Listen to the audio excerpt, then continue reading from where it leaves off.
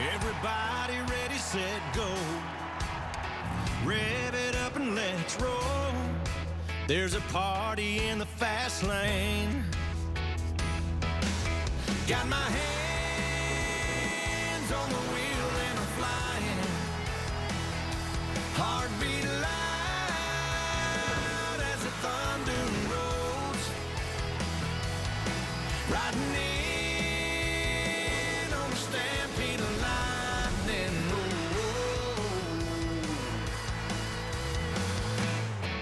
I'm bringing back the sunshine. Bringing back the sunshine. Baby, it's about time. Whoa. Bring it back. Oh, yeah.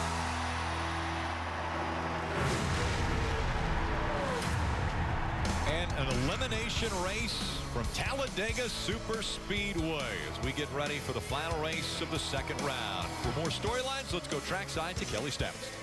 Kurt Busch is one of the most analytical drivers in this chase, and he's called this race a numbers game. The number that he's focused on, finishing 16th or better to guarantee his spot into the round of 8, but he's also looking for his first ever restrictor plate win, and will go for it if the opportunity arises. He starts 7th today, Mike. Kelly, the number Chase Elliott's focused on, that would be number 1. He knows he needs to win today to advance to the round of 8. He's had spectacular performance in the round of 12, but poor finishes. Today, he's counting on his teammates to help him push him to victory, and therefore propel him to the round of 8. Dave? Austin Dillon has never won in the Sprint Cup Series, but you know the heritage of the famous car that he drives. Dale Earnhardt took the 3 to victory lane here, a record 10 times. That's the kind of good fortune Dillon needs today, because only a win will guarantee him through to the next round. Marty Snyder. Well, Dave, this chase is just so unpredictable. In round 1, Martin Truex Jr. by far the best car with 2 wins. In this round, no top 10s. And it's the age-old adage at Talladega. Do you ride up front or ride in the back? Truex told me moments ago, we're going to be in front. We have track position today. We want to keep it. A lot of our teammates will be in the back, but we'll be up front. Time to get the engines cranked at Talladega for the cut race.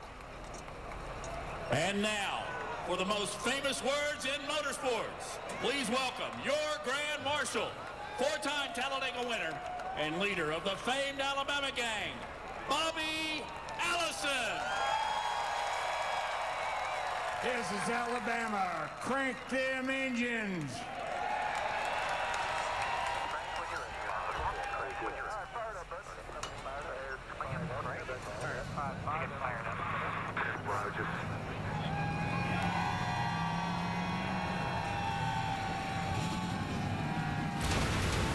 Only 2 drivers entering this race are safe. As far as the chase drivers are concerned, everyone else fighting for positions on the track and the possibility of the most points so that they can advance to the round of 8.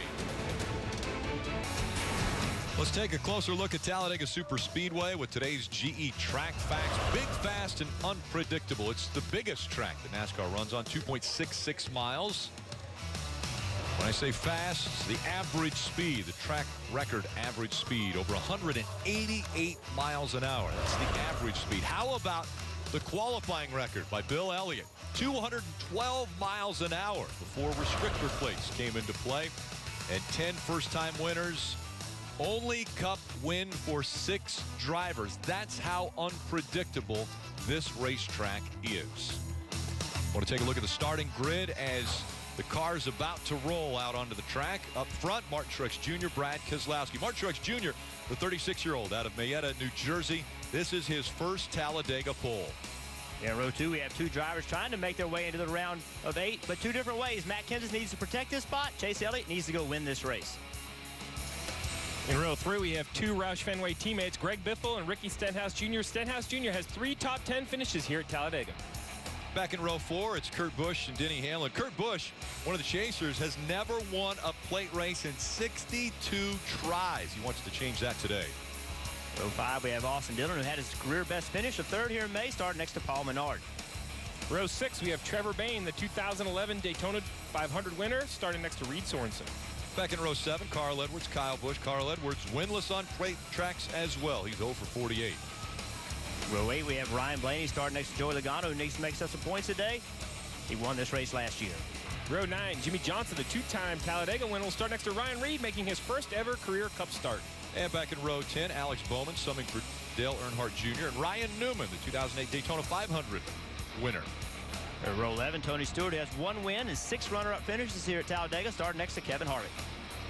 Row 12, we have Chip Ganassi Racing teammates Jamie McMurray and Kyle Larson. Back in row 13, Brian Scott, Eric Almirola, 32-year-old out of Tampa, Florida. Only career win was on a plate track at Daytona. Starting behind them is Casey Kane, who's on a roll lately, starting next to Casey Mears. In row 15, we have Regan Smith, who will start next to Danica Patrick. Back in row 16, Landon Castle and A.J. Allmendinger. Row 17, Chris Buescher with the big wreck down the back straightaway here in May, starting next to Michael McDowell. In row 18, we have Matt DiBenedetto starting next to Clint Boyer. Back in row 19, it's Michael Annett and Bobby Labonte, the 2000 Cup Series champion. He won at Talladega before back in '98. In the last row, we have Jeffrey Earnhardt. 74 straight Talladega races with an Earnhardt entered, starting next to David Reagan. Let's go back to track side and find where Marty Snyder has got to. I have found Dale Earnhardt Jr., who's been in this position before, so you know what these drivers are going through, Junior. What is it like behind the wheel, knowing that you're close to a cutoff line situation like this at a race like Talladega? Well, there's some guys out there like Chase that just can let it all hang out. He can race hard and go to the front and try to win the race every single lap, try to lead every lap. And there's a lot of guys that are on that borderline that need to take care of their cars and stay out of trouble that aren't going to be quite as risky as they might typically be. So you can see a little bit of everything today. It'll be an exciting race regardless, man. It's going to be fun to watch. Secondly, a cool paint scheme on the 88. Tell us a little bit about that. Yeah, it's a true timber camo paint scheme for the Mountain Dew car. They got a new campaign that celebrates the outdoors and challenges fans to answer the call of the wild. And we're excited about that. It's excited for True Timber Camo. It's a new camo company that we're a part of. And we got a new commercial that came out, TV commercial, where we're talking deer on the wall. We did that in my hometown. It was a lot of fun and messing around with folks all day long. I was going to ask you about that. How did you come up with that concept to be a talking deer? That was a good one, I got to admit. Well, it's a great marketing team with Mountain Dew that came up with that. And they launched a sweepstakes actually where fans have a chance to win a Montana getaway or 10,000 other outdoor themed prizes. You can go to mountaindew.com/takeitoutside to enter to win, and it should be a lot of fun to see who comes up with those prizes. You excited to get in the booth today? I am. I'm looking forward to getting up there and hanging out with Steve. I don't see him anymore these days, so I got to go to the booth, I guess, to hang out with him. I know it's a little awkward, but I have a shopping list. Is that okay? Okay, Stevie says he wants some cookies. Burton is on paleo. He would like a little steak, if that's possible. Rick doesn't care, but they all want some Mountain Dew, so that's good, right? Mountain Dew, that sounds, I can get all that. I don't know about the cookies, Steve, but I'll bring the Mountain Dew. All right, Junior's on his way up shortly, guys, and going to bring some goods for you as well. I'm looking forward to it. He can forget the cookies. I just want his opinion. I want to see what makes him so great at this racetrack. He can explain it to us, Jeff, since I've never won here as a crew chief with him. I won with Jeff Gordon, not him. Maybe he'll tell me some of the secrets. Well, I would advise a lot of drivers to rewind this race and listen to what he has to say, because he's good enough, you might learn something. 6-time winner here at Talladega. So much pressure for 12 drivers. Actually 10 now, because 2 have already got wins, but the pressure has ramped up. When you come to Talladega, you never know what's going to happen, what position you're in, and where you'll finish. That's all coming up next.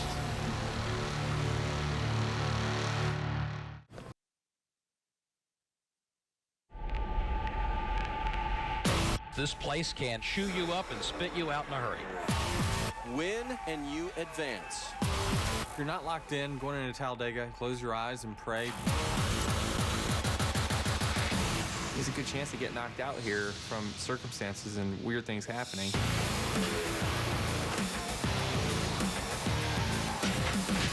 I want to race my guts out. I want to go for wins, and I don't want a points race. I don't care what the damn format is. Whatever the format is, you have to go as hard as you possibly can if you want to advance into the round of 8. We're going to ride along with a few different drivers. Take us through them, guys. Yeah, we got Kevin Harvick. It's going to be fun to ride along with Kevin. He's starting in 22nd, so he's going to be right in the middle of the pack. Be fun watching this camera. Right near him is Alex Bowman. He also is in the middle of the pack, starting 19th with the Mountain Dew camera. Well, a little different view for Austin Dillon. He's up in the 5th row, starting 9th, carrying the Coca-Cola on board. And Denny Hamlin, he's got the Toyota on board. He has to make some work today. He's got to make something happen. It's going to be fun to see how he does that.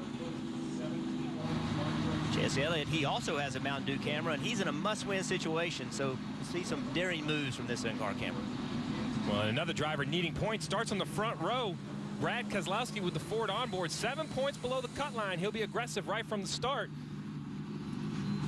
And the other car on the front row, Martin Truex Jr. carrying the Sprint onboard, has 13-point advantage. So it's going to be interesting, Rick, to see how Truex and Keslowski choose to race, one above, one below the cut line. Gorgeous day here in Talladega, Alabama. We'll have plenty of pictures for you. Our aerial coverage provided by our partners at Smithfield Foods.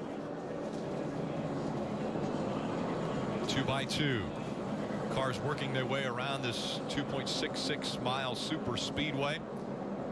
As we look at the race analysis, the length of this race, 188 laps, 500 miles. Pit road speed, 55 miles per hour. The importance of that number is when they're coming off of the track going 180, 190 miles an hour, they've got to slow down to 55 without sliding their tires if they want to do some pit strategy. In the fuel window, 44 to 46 laps, Steve. Yeah, and even though we've seen cars come from the back to the front and from the back to the front late in a race, that fuel window will come into play. These drivers are going to need track position late. When this track gets clogged up, it's hard to go up through the field. This is the amazing thing as we watch these cars work their way through the turns. The banking in the corners, 33 degrees. It is so difficult. Even if you're hands and knees, you can climb up the banking here, but it is extremely difficult. The front stretch and back stretch, 4,300 and 4,000 feet. So pretty impressive facility here. Bill France decided he wanted a speedway where the cars could go wide open as fast as they could go. And now we have seen already speeds upwards of 200 miles an hour in the pack. They will fly around this track. We already see a little bit of strategy here. Matt Kenseth had qualified in the 3rd position, but you see he is pulled to the left. He has every right to do this, to go to the back of the field with his teammate there right behind him, the 19 of Carl Edwards. We've seen the 18 of Kyle Busch fall back. So Joe Gibbs Racing, I think, showing their hand early. They're going to ride around the back, try to miss a big wreck. But, Jeff, they've earned the right to do this with the races at Charlotte and Kansas and having that points lead. Yeah, people can question this strategy. They want to see them racing in the front, but the goal is to win the championship. They've got to do what they think's in their best interest to put themselves in a shot to win the championship, and that's moving through. If they go to the back and ride around, they can watch and wait for something to happen. If nothing happens, if no big wreck happens, they may be forced to try to charge to the front and see if they can get the spots they need. Strategy already playing out. We'll take a look at this week's Ford Drive to the Championship. Before the green flag flies and before they are in these starting positions, that's where the points are. Matt Kenseth, that 29-point advantage. Kyle Busch, a 27-point advantage. And they have decided to go to the back to start this race. Yeah, and I think the opposite of that is the front row. I think the front row, you have two very aggressive drivers that want to keep that track position. So I expect to see the front row racing as soon as the green flag drops to keep the track position they have. Look at that.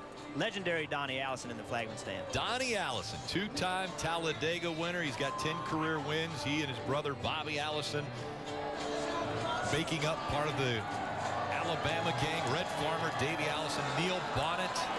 Crowd on their feet, 2x2, 40 cars deep as they come through the tri-oval, getting ready for the start of the elimination race at Talladega SuperSpeedway. Pressure has not been higher. Green flag in the air.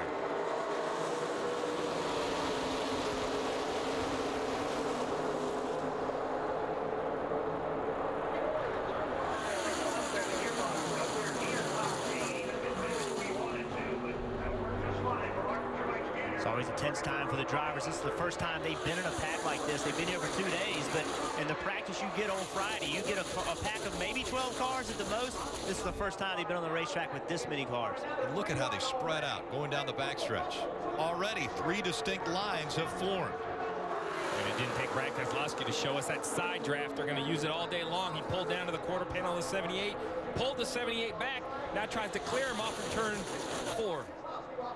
Coming back into the tri-oval. 2 and 3 wide already. Keselowski starting to move back and forth to block. Get in front of whichever line is moving. This may be the busiest day in a spotter's life when he is trying to let the drivers know where the runs are and where the cars are. And an aggressive move by Denny Hamlin to go from the middle to the bottom. He's the third car back on the bottom line, that black FedEx 11. Very interesting as you see the 11 right here out of the front of the 3. What's interesting about the 11 is his teammates have chosen to ride in the back, but Denny Hamlin below the cut line by 6 points. He can't. He has to race, so he's up here racing without any teammates. The other interesting thing that's going to happen is what is this middle line doing? Right now, they're experimenting to see if the middle line works. Some races, the middle line is great. It charges to the front. Sometimes it just dies out with no energy. So immediately we have a long line in the middle trying to make that work. They are 3 wide once again through the tri-oval and to the start-finish line. Again, unique about this racetrack, the start-finish line, about a quarter of a mile past the center of the apex of the tri-oval. And watch Brad Keselowski. When we had 3 lines, now he has 3 lines to block. He's looking in the mirror. He's paying complete attention to the mirror, rarely looking out of the front windshield. Spotter telling him run coming from the back on the outside in the middle. So he's blocking all 3 lanes at the moment. If he sees momentum coming from a lane, watch right here, the Truex, a little bit of momentum. The 2-car pulls down in front of him to slow that momentum down. Keselowski mirror driving big time. This is the most difficult part. It's one thing to block 2 lanes, Jeff, but when you have to block 3, that's a big move. You know, it's 40, 50, 60 feet from the bottom to the top of the racetrack. Brad's making it look easy, but right now there's not a lot of energy. It's just kind of slower runs, so the 78 is starting to get energy down bottom. Truex almost got underneath him, but wasn't quite able to pull it off. I want to listen in to some spotter communication. Let's start with the 2 team. Rows D. Truex ahead by 2 on Denny. He air pushed him out. Denny's ahead by 2 out back. Denny will get the energy behind. Truex, high lane's coming 1 back. Chase at Stenhouse. Now 2 wide, out back. Chase is out ahead by 2 by himself. Truex ahead by 2, bottom lane. Truex and Chase are 2 wide. Chase has an air push. He's going to come to you 1 back. 2 wide, first 2 rows. Middle lane has the help. Chase ahead by 1. Bottom lane is 5 rows back. Truex ahead by 2, Chase ahead by 2. Each lane ahead by 2, the first 3 rows. Truex has more help. He got air pushed out. Chase got air pushed out. It's 3 wide behind him. Chase has Stenhouse behind. Truex has Kurt behind. Those first guys are 2 wide, 3 wide behind. Soft 1. So what you're listening to is you're listening to his spotter. Joey's telling him where the energy is coming from, meaning which line you need to protect you. And also, when you listen to the spotter say Truex ahead by 2, that means he's ahead of the 11 car by 2. And the reason that's important is because if someone's right on his rear bumper, that's what the 2 needs to know. If right now the 11 is behind the 78 right on his rear bumper, energy's coming from that. If they're separated, energy's not coming. That's why that information, he's ahead by 2. That means no energy from that line.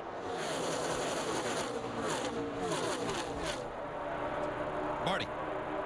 And Rick, I can tell you it's amazing hearing Joey Meyer on the radio. You would think being in the lead there wouldn't be a lot of traffic on the radio, but that is when there is a ton of traffic on the radio. Brad Keselowski out front right now, and the theme for the 2 team this week has no doubt been undersell, over-deliver. Remember last week at Kansas, Brad Keselowski said it would be a layup weekend, and it turned out to be a problem weekend for them.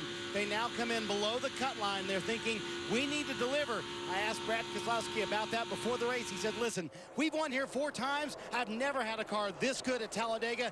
That's what I expect today. Mentioned all the pressure on the Chase drivers.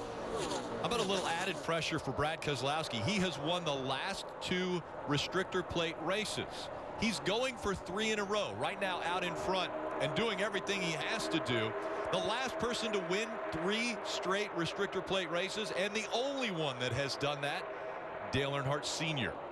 That would be some pretty impressive company that he would be able to join. And Brad Keselowski is doing a phenomenal job. Joey Meyer on top of the roof, but it's more than just a driver and a crew chief. I know, or a spotter. We talk about the drivers and the spotters a lot, but you have to have a great car to drive. I think Brad Keselowski showing the strength of that 2 early. 3 wide at Talladega on an elimination race.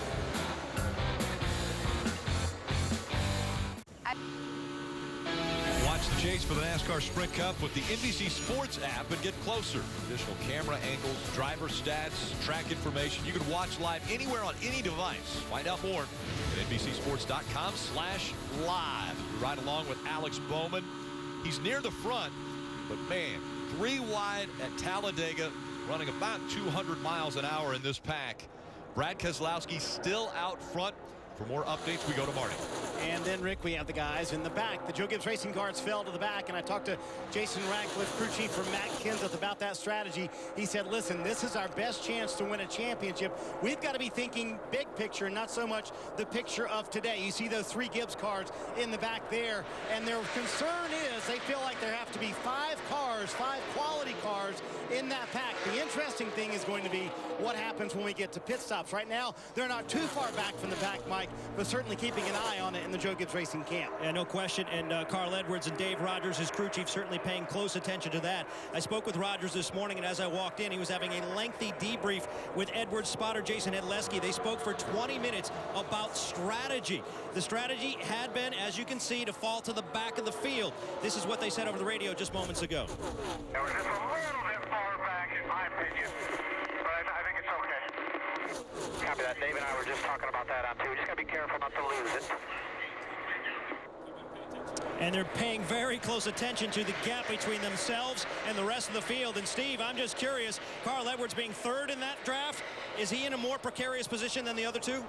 And right now, Martin Truex Jr. has taken the lead away from Brad Keselowski. Keselowski not able to get down in front of him. Martin Truex Jr. in that inside line starting to move.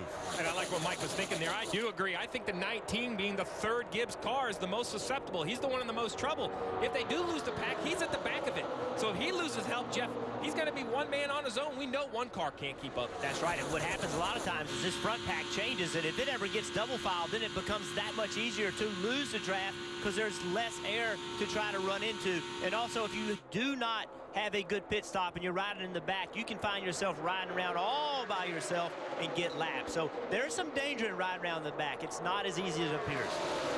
One guy who needs a great finish at this racetrack is the 3 of Austin Dillon. Dave? It's very true, Rick, and he's been running up at the front of the pack, which is where he needs to be. One interesting conversation I had with his spotter, Andy Houston, was about coming to pit road. There will be times today when they may not change 4 tires, take fuel only, or just change one side or the other. It's up to the spotter, in this case Andy Houston, to know if Austin Dillon locks his tires up coming to pit road, flat spots those tires, and makes it a required 4-tire stop. Just something to keep an eye on. And Rick, what a great shot. That camera on the right side, you can see it all pitted up already from the dirt and stuff coming off the asphalt. But look at this shot right here. 193 miles an hour, just inches off the asphalt. You see the white lines go by. That sure just shows how fast these cars are running. And that is right on the low part of the bumper of the 3 of Austin Dillon, as once again the 2 of Brad Keselowski, almost like Peter Piper, out in front, having everyone follow behind him.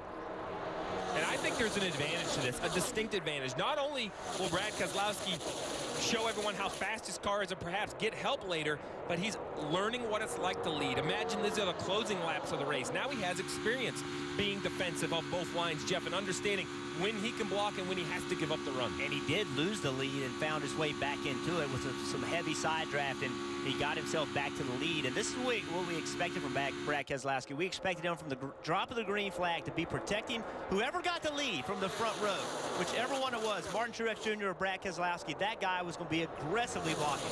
78 has led a lap. That's a bonus point for the 78, Marty. And Rick, that's an age-old debate. Do you run up front or do you run in the back? I was talking to Martin Truex Jr. about that. He said, listen, we started with track position. We started on the pole today. I want to keep it all day long. And to your point, Steve, that you made a moment ago, Truex told me, listen, I learned more about my car when I'm up front. I learned about the energy of the pack, who's good, who's not good, and that helps me later in the race. He said, I feel like when I ride in the back, I don't learn enough about my race car to put myself in a position to win. Certainly Truex, plus 13 coming into the race in position right now. He's in second. Chase points on the left side of your screen. They continue to change, and look how close it is. Right now, I can see why Carl Edwards would be a little bit frightened by running in the back of this pack. He's currently out of the top 8. He might not advance to the round of 8 if they continue to run the way they do now. The 18 of Kyle Busch coming in with a pretty good cushion. He also is below the cut line. So Joe Gibbs Racing, this strategy could come back to bite them. So they've got to be cautious of this. And right now, still that 3-car back, almost 200, 300 yards behind the rest of this field. So they've dropped back quite a bit. And we just heard the fear of running in the middle of the pack. Well, that's exactly where Austin Dillon is. We know that Austin Dillon needs to have a good day. He's essentially tied to transfer into that top 8, the round of 8. He has no choice but to get in here and race. He's decided he's going to race, try to get himself to the front, but he is exactly where you don't want to be. If the wreck happens in the middle is where you don't want to be. It's hard. It's easy to get run over from behind. It's easy to not miss a wreck from in front of you. So right now, the 3 car is not in the position they really want to be in. Yeah, but what does he do? Lift and go to the back? I like the idea of trying to go to the front. He's tied with Logano. He needs to be aggressive. Different strategies all over this field.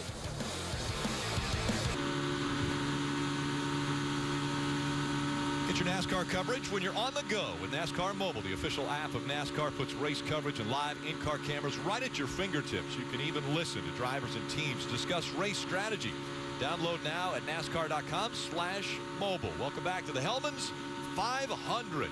Still out front, Brad Keslowski. Take a look at Brad's numbers. 3 wins in the last 8 restrictor plate races. Sprint's network reliability now within 1% of Verizon. Switch today. Save 50% on most Verizon, AT&T, or T-Mobile rates. Visit the Sprint store or sprint.com/network today. Let's go trackside for updates. Start with Mike Massaro. And as you can see, that Napa Chevrolet of Chase Elliott trying to chase down Brad Keselowski as they head down the straightaway.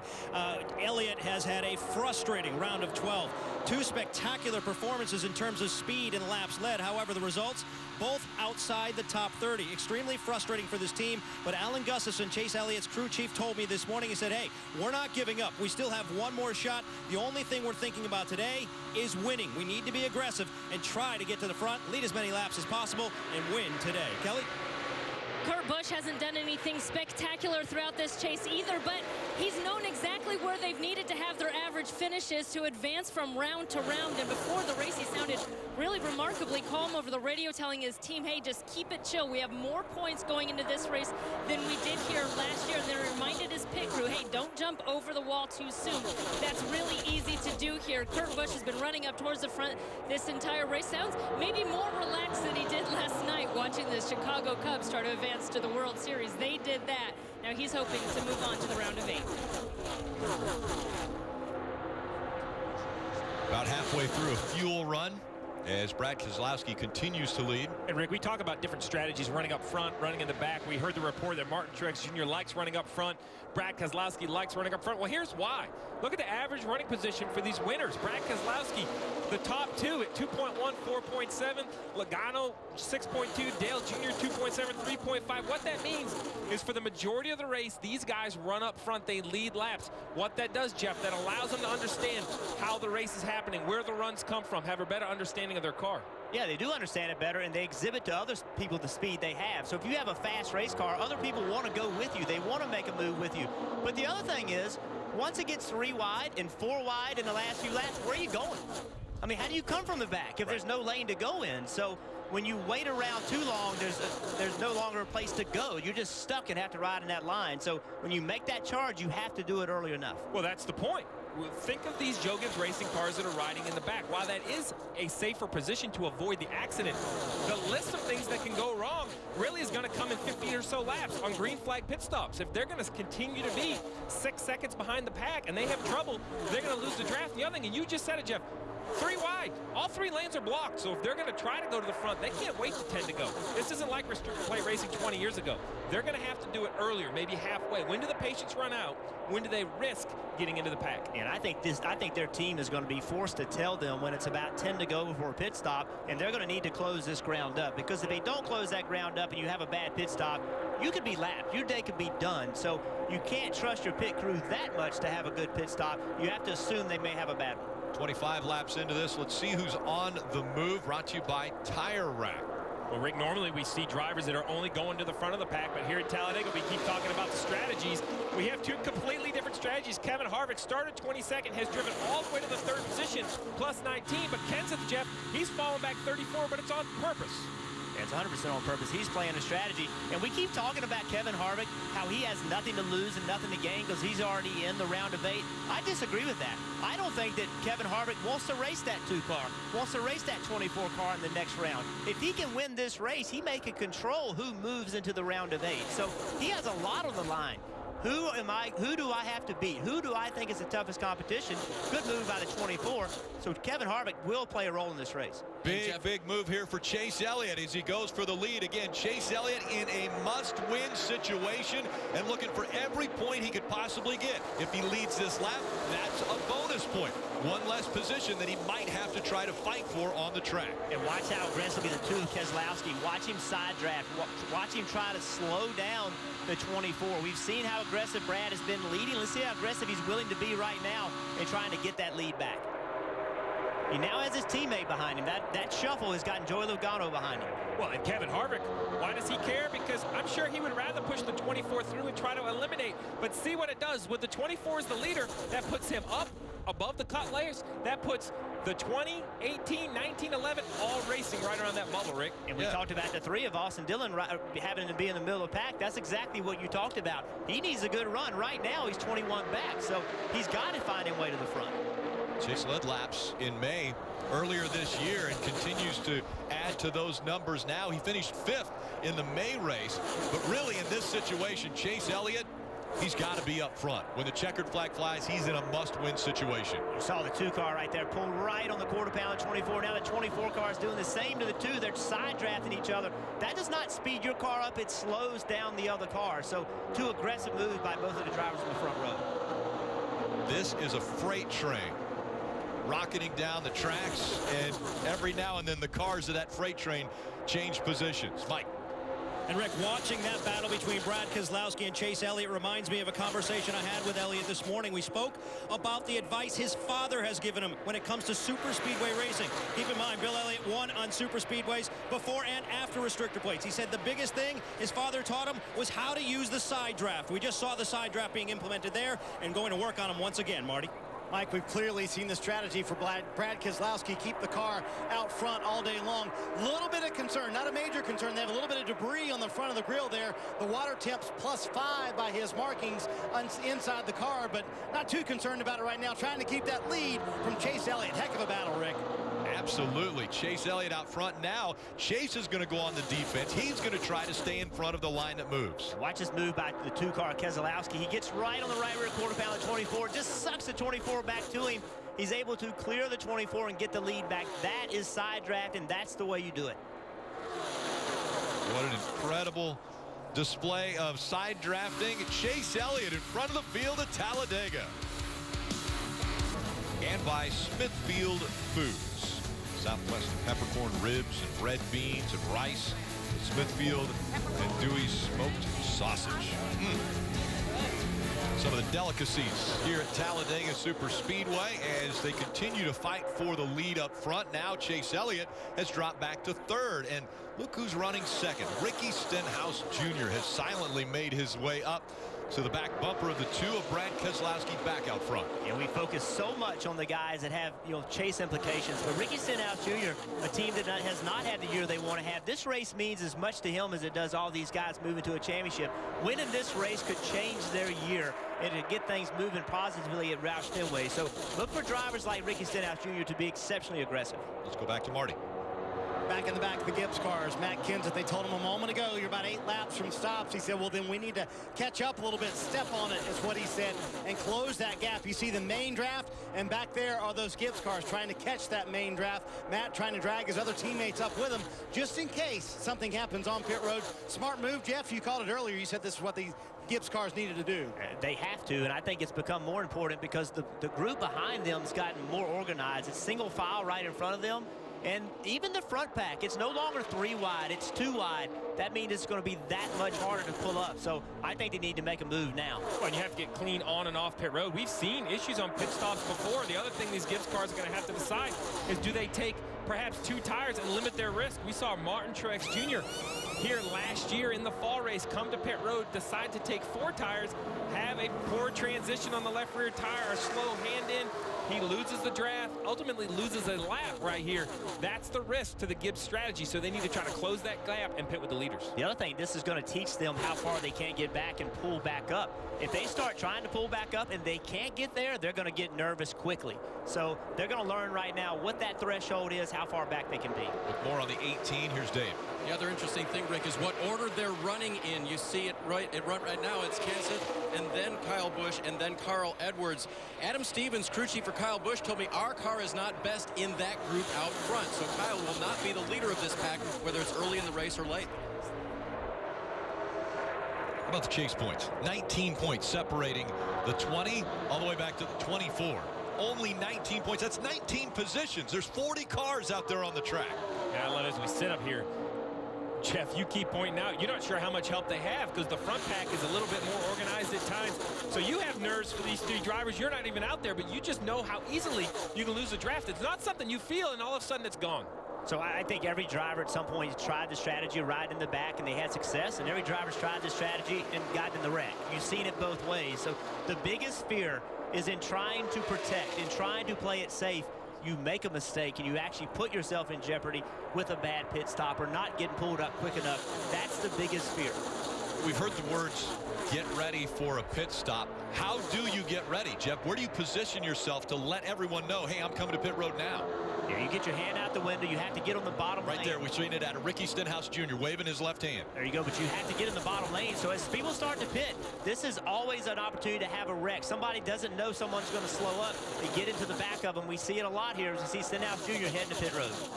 And he'll have to have some friends come along with him, and he does. They want to make sure not to slide their tires, and you're seeing big slide out of the pink number 3 of Austin Dillon on the right sides. He blew his right front tire, I think, so he has to make sure he doesn't have any damage. I believe it blew the right front tire. Looked like it was locked up almost from the time he came off of the racetrack until he got onto pit road. Dave.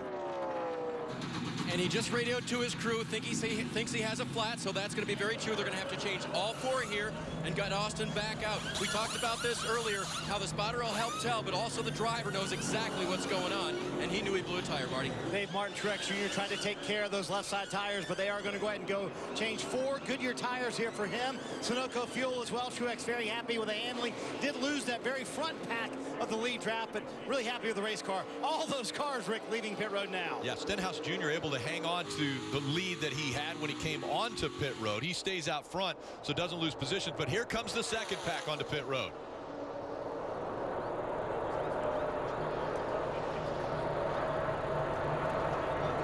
Kelly. And Kurt Busch making sure to pit at the same time as his teammate Kevin Harvick in the 4. He said he was a little bit loose on transition from the banking to the straightaway, but asked for no changes, just 4 tires, Mike.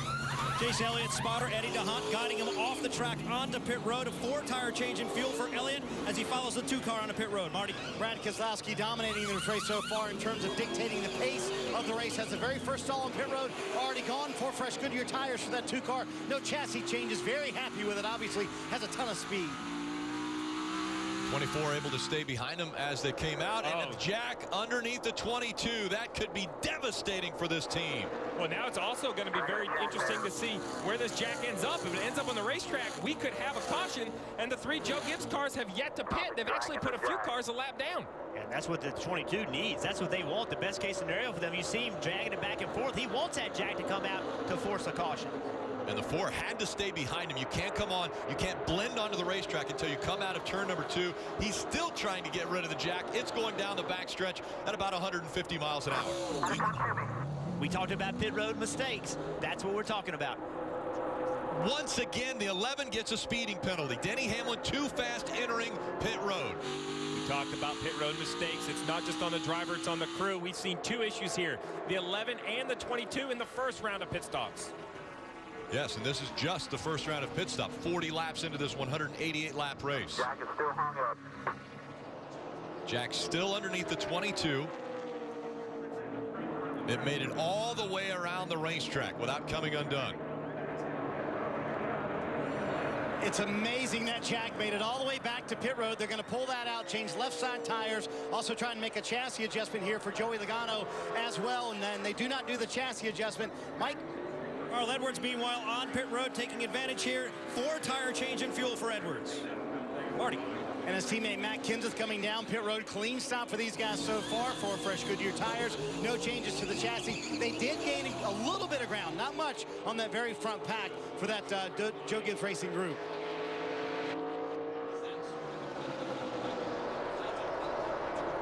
So we see the 20 of Matt Kenseth on the bottom. He's coming out. We saw him riding behind the pack, trying to stay out of trouble. Watch where they blend back on the racetrack. See how much ground they gave up. And where are his teammates? That's the bigger question. The Gibbs cars were just a little unorganized. While 3 of them pitted together, the 11 pitted on his own and ended up with a speeding penalty.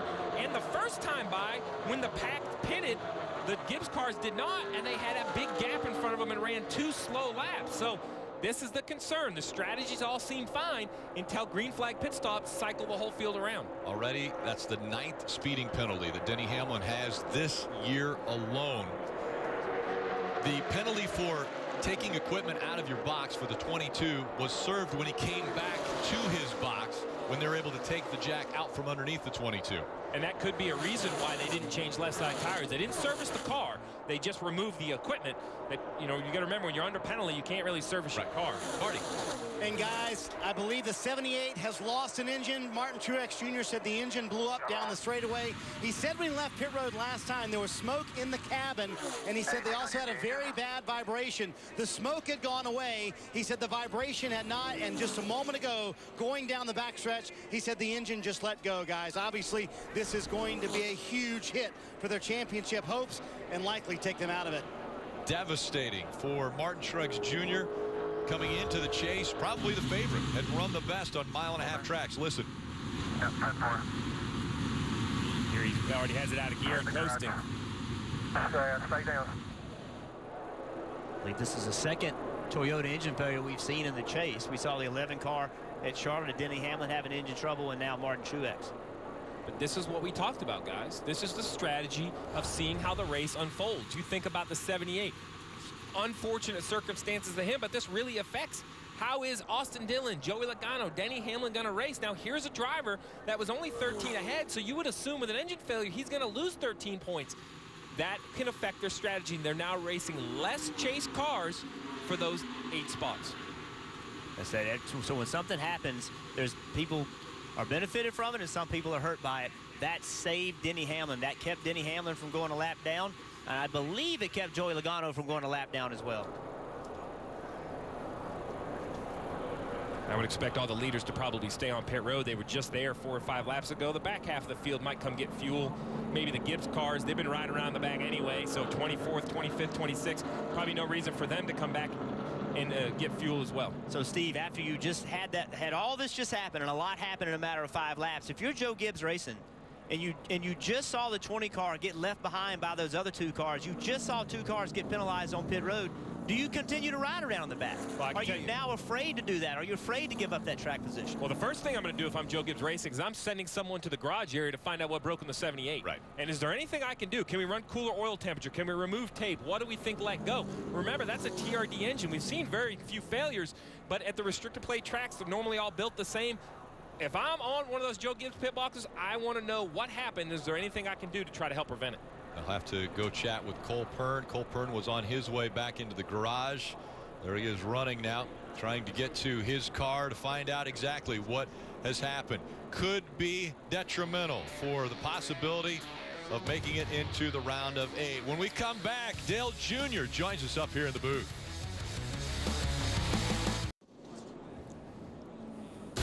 Welcome back to Talladega SuperSpeedway under the first caution of the day. The engine expiring on the 78 of Martin Truex Jr.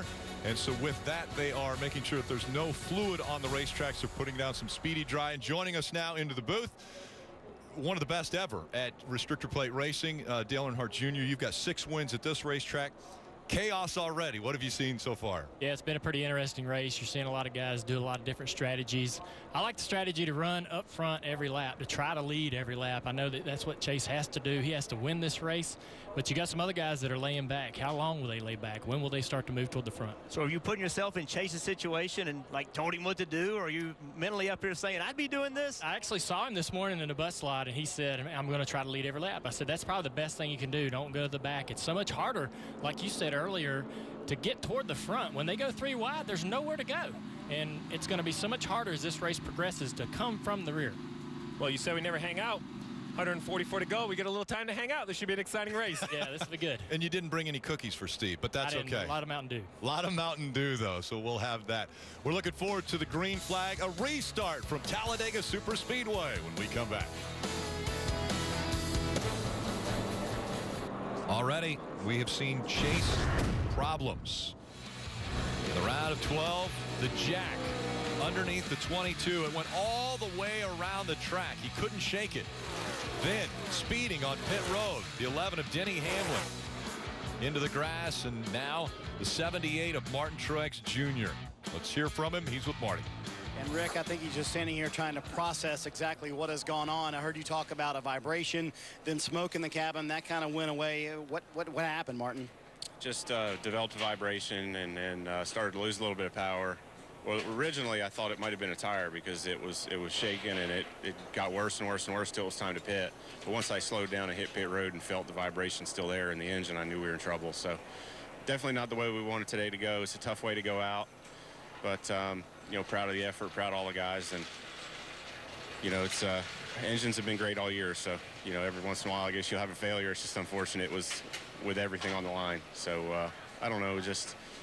It is what it is. It's racing. You know, it's part of it. We'll move on. We'll go to try to win the last 5 races or whatever's left and have a good end to our season. Saw you talking to Andy Graves from TRD. Any concern for the other Toyota cars? Yeah, I mean, I don't think so. I guess you never know. But, you know, it seems like I think we're pretty much running the same engines we've ran at the plate tracks all year, and they've been really good, really reliable. So I'm sure it was just a part failure, mechanical issue, and just unfortunate.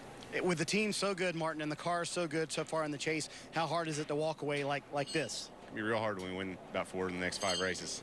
That would make it a lot better if they're able to go win some races. Martin Truex Jr. back here sort of still evaluating what's going on with the engine. They do not have a firm answer yet, Rick, on what happened with that engine inside the 78 car. Yeah, but he even said it. It's going to be harder when they go out and win, say, 4 of the last 5 races because of the fact that they feel like they could be the champions. Well, and I think we're jumping to conclusions to think they're out. Why they definitely are off the racetrack. We've seen chaos here at Talladega before. And now 2x2 once again. Ricky Stenhouse Jr. on the outside. Brad Keselowski on the inside. Again, the start-finish line in the restart zone just past the apex of the tri-oval. Getting up to speed. The 2 of Brad Keselowski quite a bit slower than the 17 of Ricky Stenhouse Jr. on that restart. See Stenhouse Jr. Well, I don't know. I thought Stenhouse Jr. would pull down in front of the 2 car and block him, but he kept that bottom lane open. That's where you got to be selfish. Maybe he was trying to help Paul Menard, but honestly, in this kind of racing, somebody pushes you, great, but you got to go protect yourself. If you can take that spot, you got to go take it.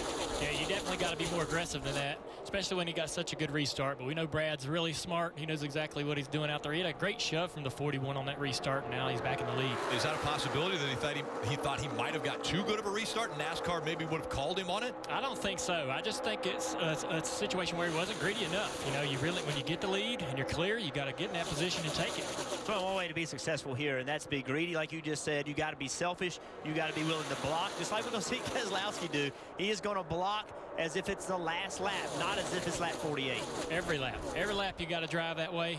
He's got the command of the field right here, and he's going to get in front of each line as it starts to move forward. He's got a great spotter up on top of the box, and that guy's going to tell him what lane's coming and what lane to get in front of. And that's one of the things you always did such a good job of. You were always very, very aggressive on these plate races. You put your car in positions that I'm watching thinking, don't do that, and you would do it and make it work. So that was a formula for you that was what I saw. That's why you were so successful. Yeah, you have to be very greedy and very aggressive, side drafting aggressively every lap. You know, you hate to do it to some of the competitors out there that you're racing against, but you have to have a chance to win. You got to stay up front all day long.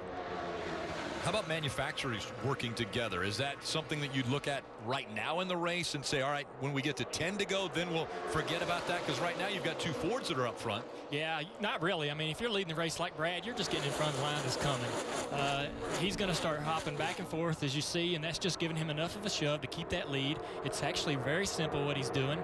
As long as nobody gets a real big run, he should have very easy time holding the lead here. But, you know, when you're in the back of the pack here or in the middle of this pack 3 wide, you're just trying to find somewhere to go. You want to be where Brad is, so you're going to do everything you can to get there.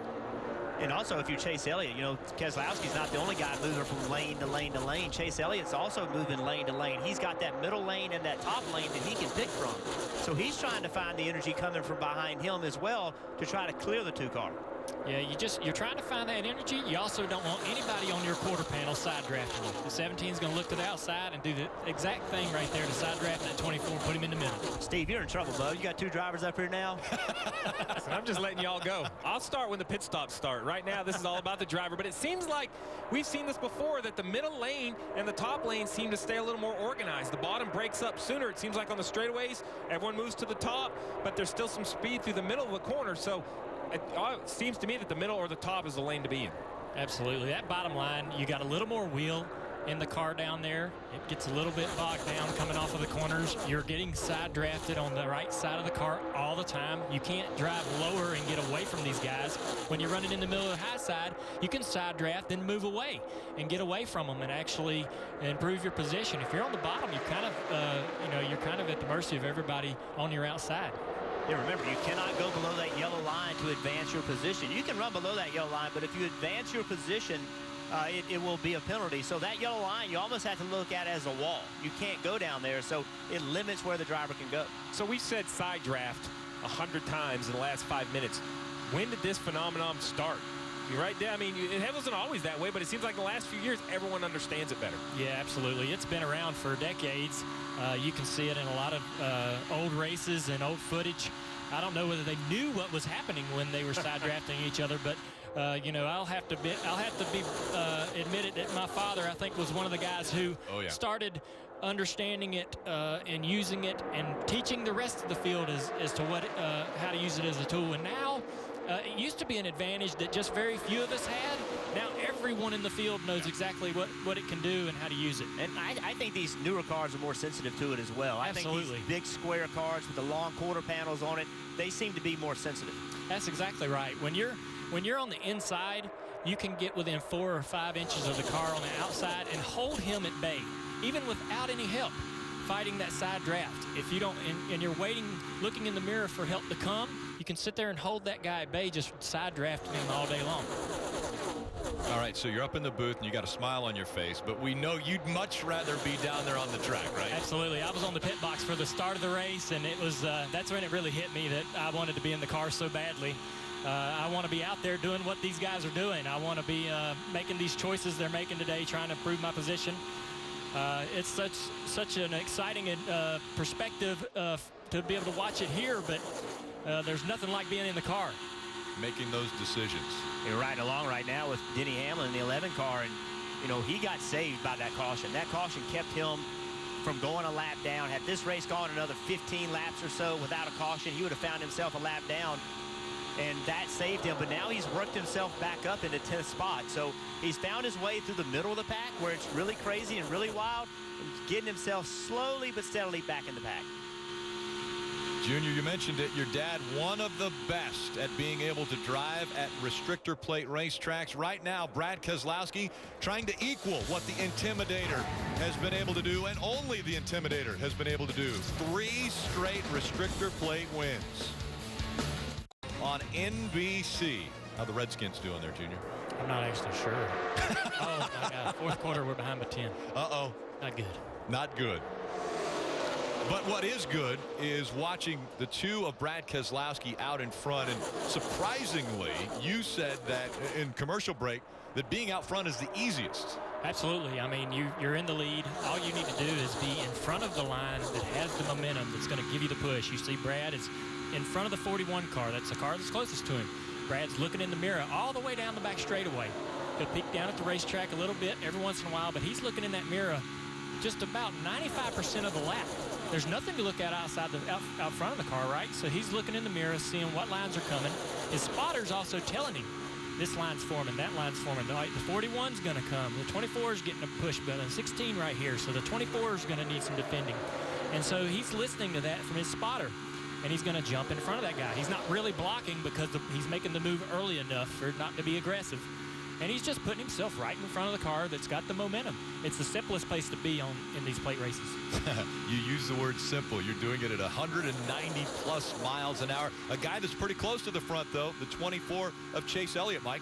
You can definitely see the front. He's been the leader for 5 laps so far here. And you see the bottom line now going by Chase Elliott. But Elliott has shown an uncanny knack for driving this racetrack. He told me this morning that some of that is because he's gotten a lot of help from his teammates.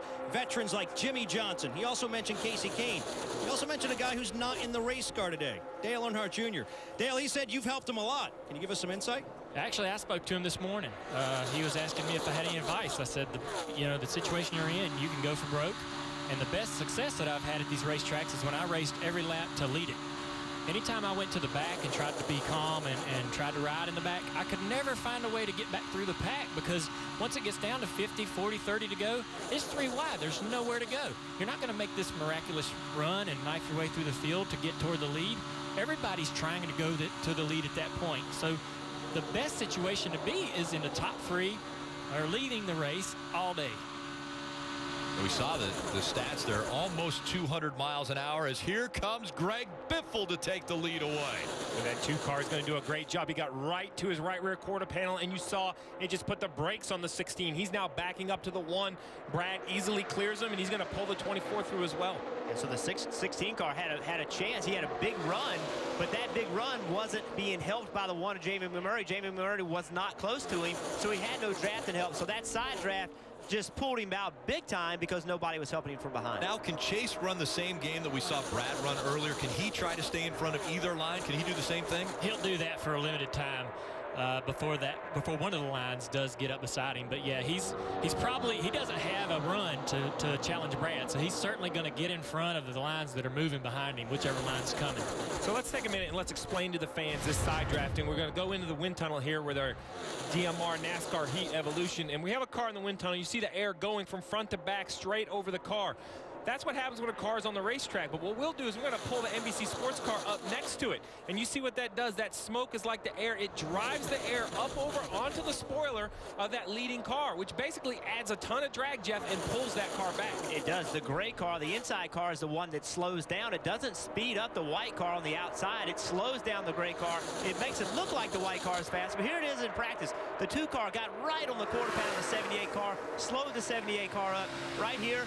Boom, that move. Now he moves away from him to get away from that side draft so it doesn't slow the 2 car down, and then he clears the 78 and then immediately pulls in front of him. Doing the same thing here to the 24. Oh, exactly. You can do it on the left or you can do it on the right. It works the same. So just get your fender exactly right against him, dump all that air on the spoiler, then get away from him as quick as you can. Speaking of getting away, the 24 out in front. He must have listened to you, Junior. He's out front now.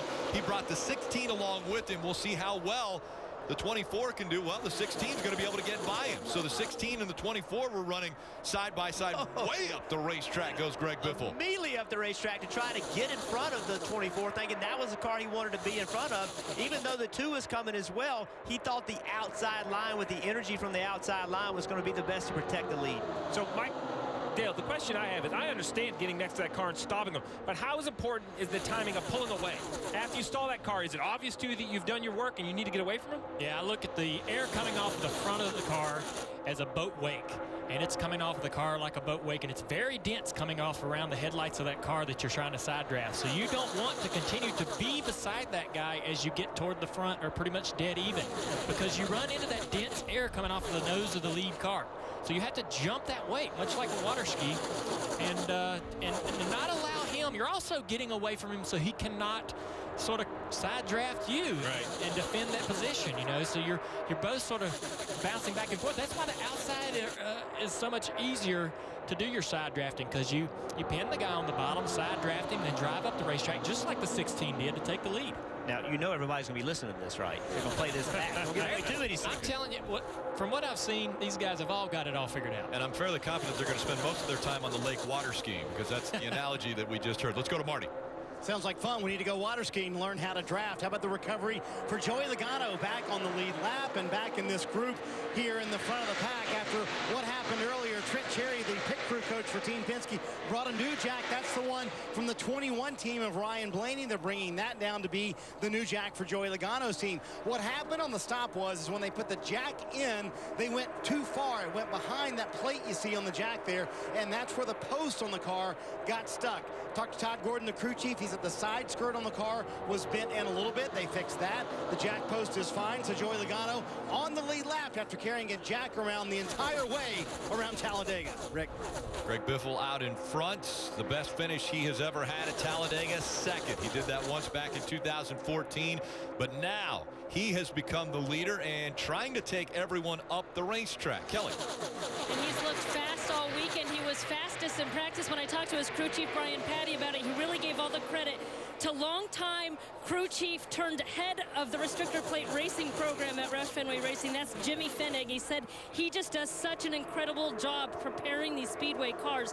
Obviously, they have not had the season that they would have hoped for. So I asked him what a win or a really good finish would do here today, and he said it would be huge for the organization as a whole. This is really just a company and a team hoping to get a little bit momentum, a little bit of a morale boost headed through the rest of this season into the off season to make things a little bit easier over the winter. His teammates also up there running fourth, Ricky Stenhouse Jr. But Greg Biffle, it's been 124 races since his last win, but he's out front today.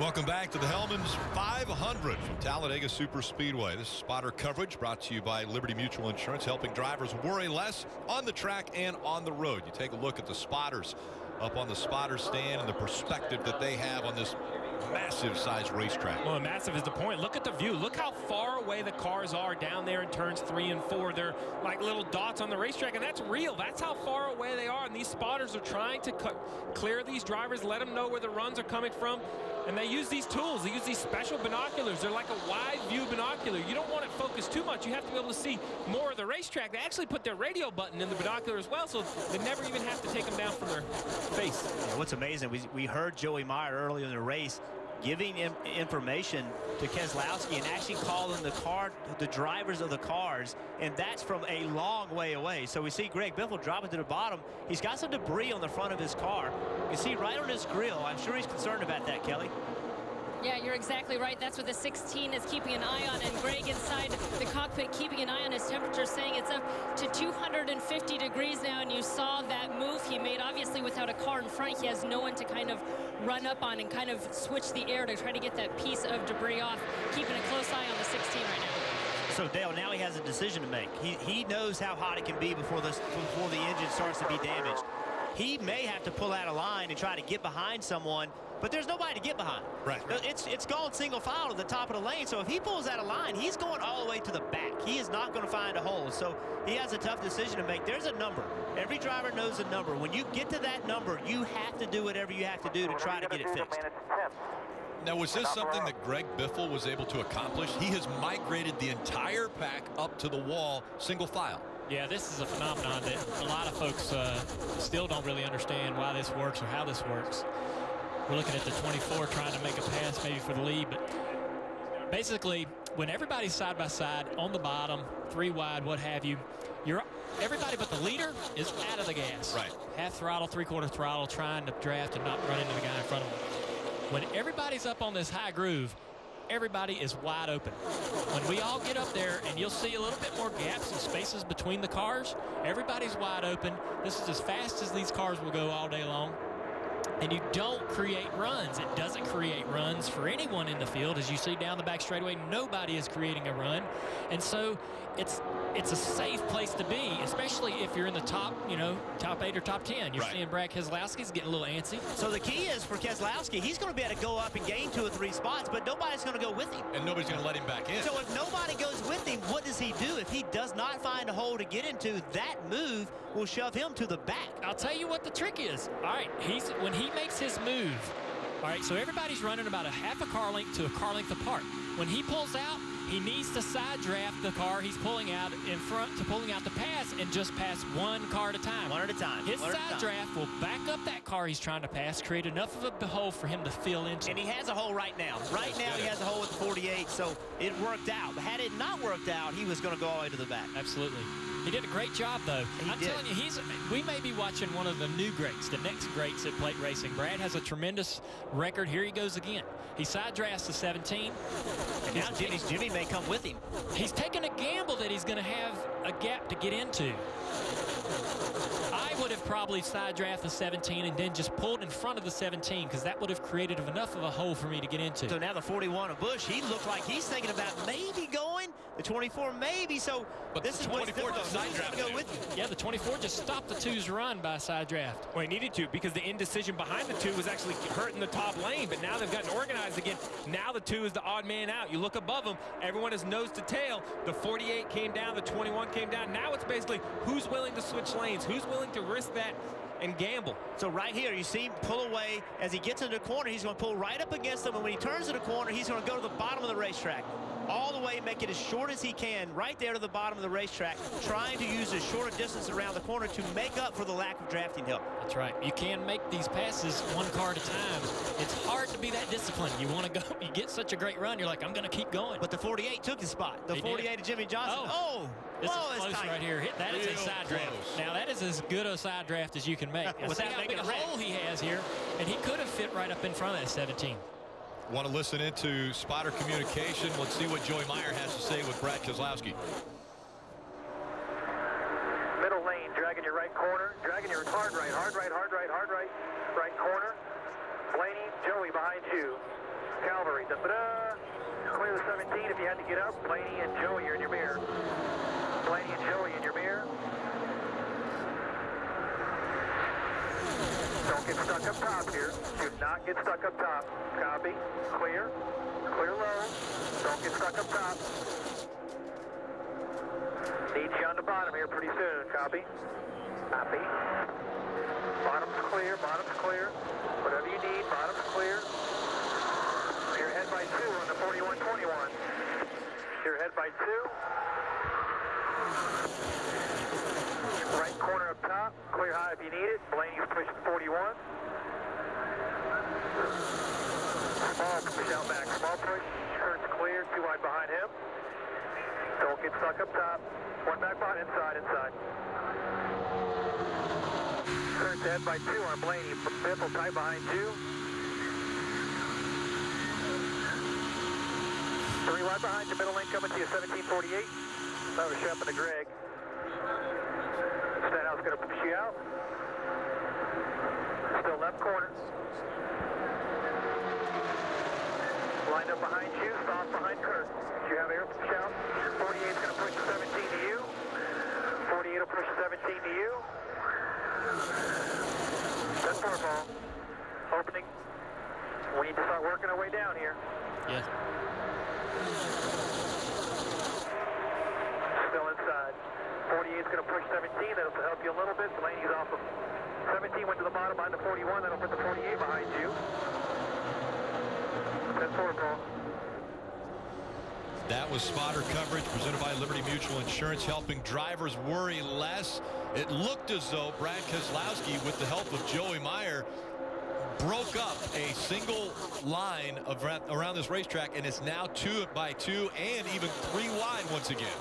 Well, he was in 7th place when he started making these aggressive moves. Now he's battling for the lead. So he took a chance. Had it not worked out, he could be running 25th, 23rd. But instead, he did such a good job of side drafting that he's now retaken the lead. And we saw the confidence that Brad Keselowski has with Joey Meyer. It wasn't just clear, Dale, or inside or outside. It was do not get stuck up top. Clear directions from his spotter. You can't stay in that top lane. Yeah, there's some great spotters in this sport, and they earn their money on this plate racing. Everybody's getting ready to pit right here. See all the hands out the window? Out the window. Hands out the window. That's saying, hey, we're coming to pit road. And is that why we're hearing Joey Meyer saying, do not get stuck up top? Because people wanted to get to the bottom so they could pit. We heard him almost dejected when he said there's a car inside. And here they come. They want to make sure not to lock their tires up when they come onto pit road, so they have the opportunity to just change right side or left side tires if they need to. Joe Logano had issues the last time he was on pit road. Let's go there now with Marty. Let's watch this stop with the 22, make sure it's a clean one again. They said there were no problems with the jack post from the earlier stop where that jack got stuck underneath the 22 car. They want a clean stop here. Probably going to be 2 tires here for Joey Logano, and also a wedge adjustment and a load of Sunoco fuel as well. Brad Keselowski up front, actually 4 tires for Logano. Brad Keselowski up front made that move all on his own. 4 fresh Goodyear tires here, Dave. 4 Goodyear tires for Austin Dillon in the 3, running back in 26, not where he needs to be, but he did pit with both of his teammates, the 31 of Ryan Newman and the 27 of Paul Menard if needed. All right, guys, take a breath because here comes the second pack. They are coming at you right now. Chase Elliott has brought he and Kurt Busch, also Jimmy Johnson down there on pit road now. Everyone trying to make sure they're at pit road speed. Kelly. And Kurt Busch has been running near the front of this pack much of the race. He's happy with his race car, keeps saying all is good, all is good. It's just going to be 4 tires and fuel for the 41, Mike. Elliott on pit road had a little bit of a slow stop last time with the right front. Much cleaner this time. A 4-tire change in fuel for the 24 car. Now the race off pit road. They do not want to speed. No speeding penalties on pit road. We've already seen 2, the 47 and the 11, both had speeding penalties the first round of stops. And now they have to stay on the apron until they get all the way around through 1 and 2. They can blend after they come through turn 2. Here comes the 11. Danica Patrick in the 10 just behind him. So once again, a little odd. The 11 and Denny Hamlin on pit road, but his 3 teammates stay on the racetrack. I would assume they would have pitted together, Dave. Steve, me too, because what Denny needs is to be different than them, but with fast cars. Well, he's the only one on pit road. He is the 3rd wave of pit stops here in this round, so I'm not quite sure I understand that. He'll get 4 Goodyear tires, a full load of Sunoco fuel, but as you said, his 3 other teammates are still on track. Well, the reason you do this is because when you come on pit road by yourself, your entry to pit road is so much faster. You just have to make sure that when you blend within a group, which he'll be able to do. So you want to pit with other people, but when you pit with so many cars, you get so slow on pit road because you have to avoid the wreck. Many times you actually make better speed by coming on pit road by yourself. 3 Joe Gibbs Racing cars making their way onto pit road now. The 19, the 20, and the 18. Mike.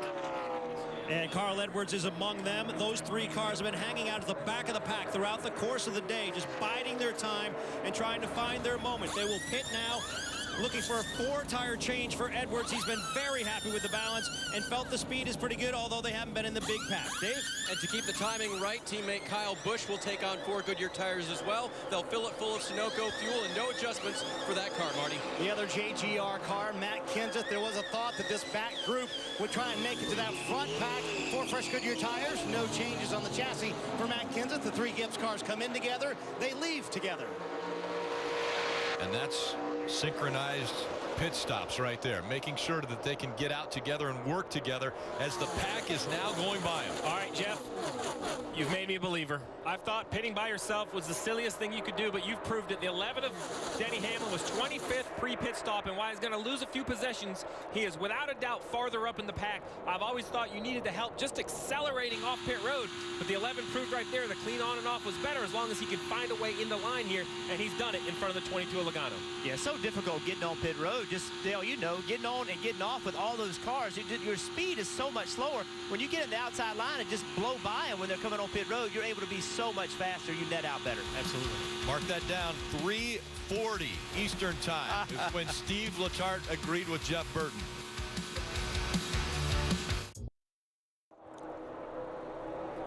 Welcome back to Talladega SuperSpeedway. Our aerial coverage provided by our partners at Smithfield Foods. A gorgeous day of racing in Alabama as we take a look at the Ram guts and glory for this race. Well, we've seen so far Brad Keselowski, Chase Elliott, Kurt Busch all running in the front, feeling like that's their best chance to advance into the round of 8. And how long can Carl Edwards, Matt Kenseth, and Kyle Busch run in the back? How many patience can they have?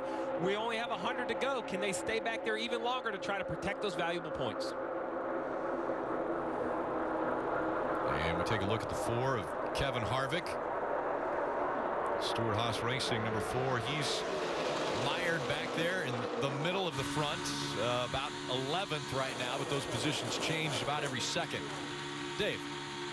The Kansas winner, of course, Rick, with nothing more to gain in terms of advancing to the next round. But when I talked with Rodney Childers about what they could do for their teammate Kurt Busch, he talked about not running with him today because those plans never seem to work out. The one thing that they can do, though, is win the race and make it all about points for the other guys. In that situation, Kurt has points coming in, not the most, but not the least, and that could help his teammate the most.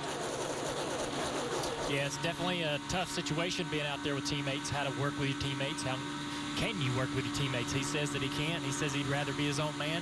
That's the kind of way I like to race when I'm out on the plate tracks, making every decision to benefit me, being greedy like we talk about. Yeah, and that's why it's hard with teammates, because a teammate sees you in the mirror and he's expecting you're going to help him, but it doesn't help you to help him at that time, so you have to go help yourself. This is a self-serving sport. That's what it's about. It's about you and your team getting the best finish.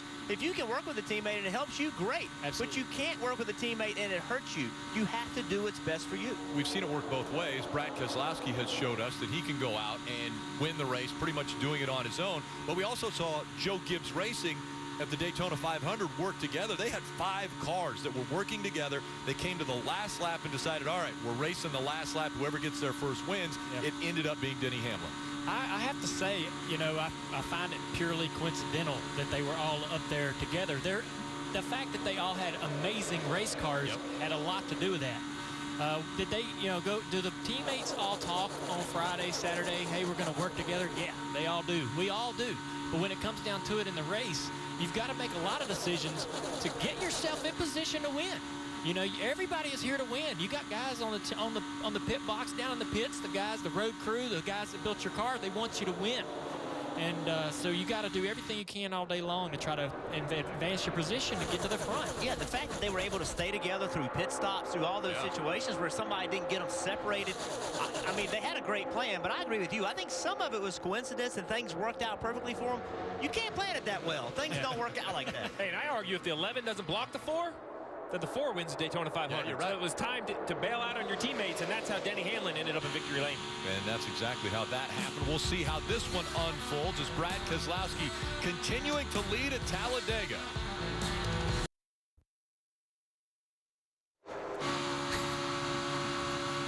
NASCAR Drive is NASCAR.com's live race day companion. You can select your in-car video or camera angle, access integrated driver stats, lap-by-lap commentary, and social conversation, all in real time. You won't miss a lap when you visit NASCAR.com/drive on your personal computer now. Welcome back to the Hellmann's 500. Fastest speeds reached today, presented by Sprint.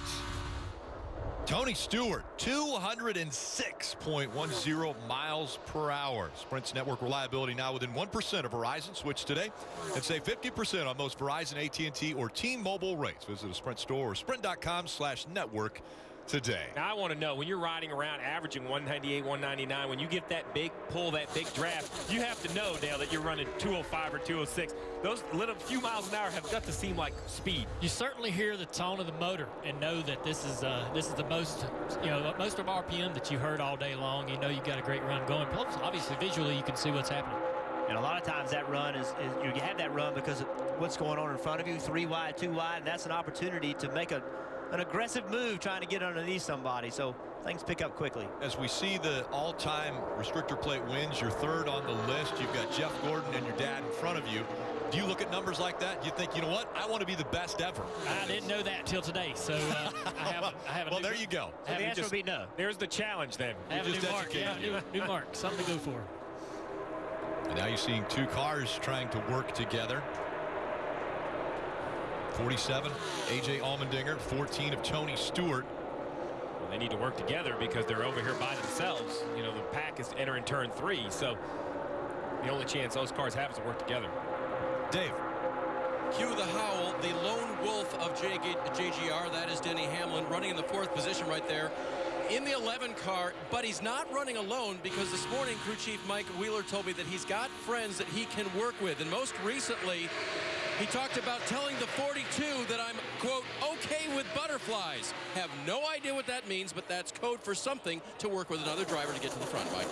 And speaking of working with other drivers, Jimmy Johnson, last week after the race, knowing he'd already advanced to the round of 8, said the one thing he's looking forward to in Talladega is being able to work with his teammate Chase Elliott. Elliott very much is looking to work with Jimmy Johnson as well, although he hasn't been able to hook up just yet. Moments ago, however, Chase radioed to his spotter, Eddie DeHaan, asking where his Hendrick Motorsports teammates are. It sounds like they may be formulating a plan to hook up very shortly. Marty? Mike, coming into Talladega, Joey Logano was squarely on the cut line. In fact, at 0 in 8th position, 0 points either in or out of the chase. Right now, they're a little behind that, 1 point out. So not a lot of progress, not a lot of ground loss for that 22. And Joey said, I don't come in here thinking about people knocking us out of the chase. I think about knocking other people out. If we're on defense all day long, we can't win. When we play offense, we have a shot to win. They've recovered from that problem on pit road, now running in 10th. Dave, when I asked Slugger Labby, the crew chief for the 3 car this morning, about other drivers that Austin Dillon could work with, of course he mentioned teammates Ryan Newman and Paul Menard, but he said don't forget about the technical alliances we have out there. Keep an eye on the 13 of Casey Mears and also the 95 of Michael McDowell, who's a very good plate racer. They work with Richard Childress Racing, and they may be able to help the 3 late in the race. And I don't think it's any coincidence that we see the 24 Chase Elliott working the bottom of the racetrack, trying to generate a second line. Remember, he came in the farthest out in points, Rick, and even though the 78 had trouble, there hasn't been an accident. We haven't seen other mechanical failures. He needs to win. He just can't ride around in 8th or 10th. Be aggressive. That's right. We're seeing him make moves that are working. Some aren't working, but he's a guy that's got to take every run he gets and do something with it. And learning. Everyone that doesn't work is learning. Junior, you used the word aggressive. You used the word greedy. It looks like Chase Elliott's trying to be aggressive to get back by Brad Keselowski. Wednesday, the night you love to hate. This week, Boston captain Zdeno Chara and the Bruins visit New York goalie Henrik Lundqvist and the Rangers. Wednesday night rivalry, 7 p.m. Eastern on NBCSN. Love hockey. A little beating and banging on the boards there. Well, at the same time, we're seeing a little, they don't want to beat and bang on these boards here as they continue to work around this racetrack right at 200 miles an hour. And again, welcoming Dale Jr. into the booth with Steve, Jeff, and myself. So is that weird, riding on board with the 88, sitting up here watching? It's pretty weird. He's done a good job, though. He stayed out of trouble. Obviously, he's out there. I told him, to go to the front. He's having a hard time finding his way up there, but when you get boxed in like this 3 wide, there's really no other options. There's nothing else he can do other than hopefully follow the guy in front of him and hope that lane's moving. Yeah, we've been watching Keselowski, how aggressive he is, and he's made it look easy, but it's not easy. I mean, those things are difficult to do, and sometimes when you keep trying, you keep working your way further and further back. So there comes a time where you just need to catch your breath, slow down, and then go try to make another choice. Well, we talked already about teammates and how sometimes it's harder to work with teammates, but do you think, hey, this is the guy I want to work with? You think perhaps people know that's Alex Bowman, maybe not quite as much experience, and that affects what opportunity he's going to have? Well, yeah, we certainly race each other differently as opposed to, maybe the respect we have for each other's skill and ability at certain tracks. I'm going to probably not push a guy to the lead that I think is going to be hard to pass. That I think is very good. I'm not going to want to help Brad Keselowski or someone like that to the lead. What about your nephew? I would definitely push him to lead. You push him out there? Out here pretty easily. All right. You don't want to make the challenge, make the race more difficult for yourself by putting someone in the lead that's going to be very difficult to pass. Gotcha. And again, we're seeing a line form up top. And then behind that, the 2 and 3 wide. So they continue to try to figure out exactly the lines they're trying to take. And once again, this is a strategy move. We've heard about the cars working their way to the top. They can go wide open. And then all of a sudden, if it was the 2 that broke out of line or the 24, which happened most recently, breaking out of line, trying to break it back up into 2 and 3 wide. And Jimmy Johnson has been working and working and working to try to get something to happen. I think he's in that position. He has a win. He knows he's through. I think he knows that Chase Elliott needs the bottom lane to come. He knows that they need to have a little bit of help on the bottom. But Burton, he has been working difficult trying to get to that bottom lane. Somebody to go down there with him. Nobody wants to go down there, though. I mean, right now we've completed 107 of the 188 laps scheduled. The last time everyone was on pit road around lap 80, 81, or 82. So you've gone about 27 laps, and that's a little over a half of a fuel run. So now, once again, everyone jockeying for positions or trying to get into a position where they can feel comfortable for a little while before they have to figure out where do I need to be for the next pit stop? And you speak of jockeying for position. We're seeing Austin Dillon in this 3-car. You know, he's a guy that needs to have a good finish. Right now, he's 15 points back. So we talk about trying to find your way to the front and making those aggressive moves and how it's not easy. He's in 23rd. He's got to find a way to get some spots, start making moves, but it's way hard from back here. Right. It's much easier from making moves from 10th, 8th than it is from 23rd. Yeah, but don't let this calmness before the storm fool you, Rick. Last fall, we saw this race go 133 green flag laps to start off, and then after that, 3 cautions to get to the checkered. It's not going to go green to the checkered. Everyone's still being nice with 80 to go, but there's going to be a point where the blocks get bigger, the runs get faster, the aggression gets tuned up. Even though it's already been an aggressive race near the front, it can only go up from here. Yeah, all that side drafting and blocking that we've been talking about, it works great right up at the time it doesn't.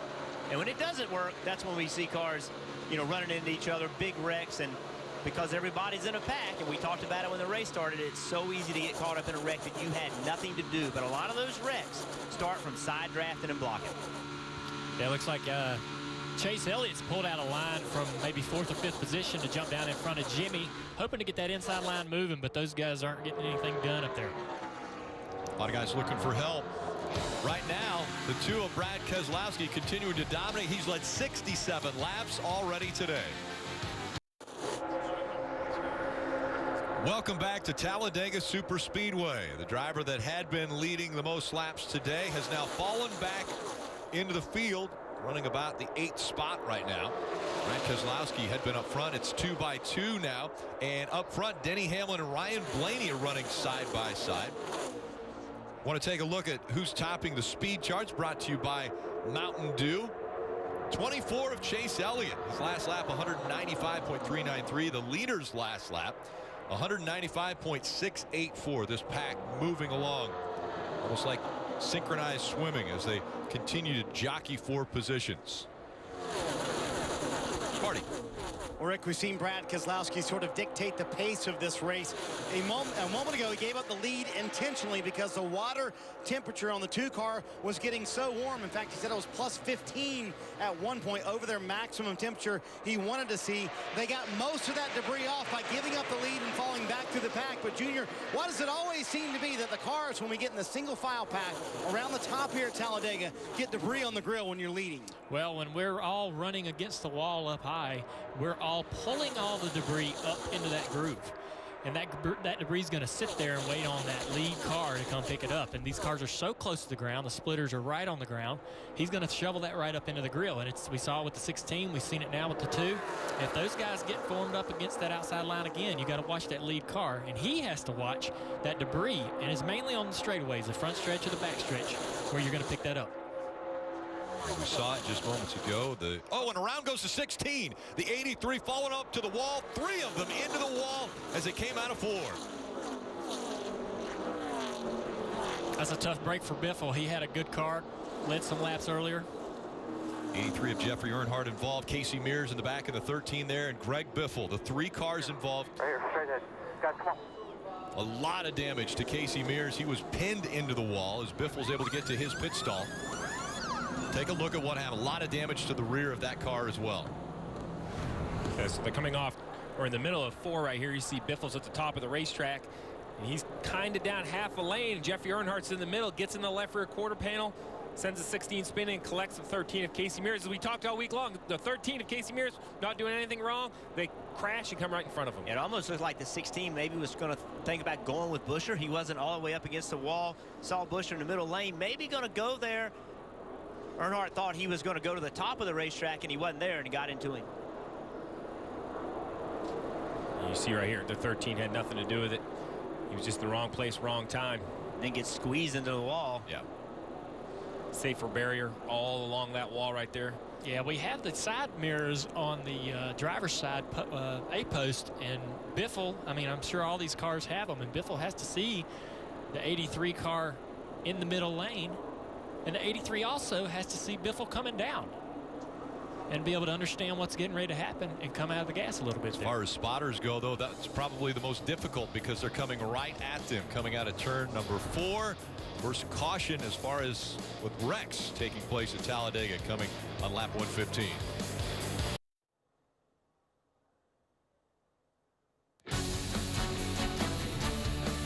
This October, Chevrolet has teamed up with the American Cancer Society to help save lives from breast cancer. Use hashtag #IDriveFor and we'll contribute $5 to help save lives.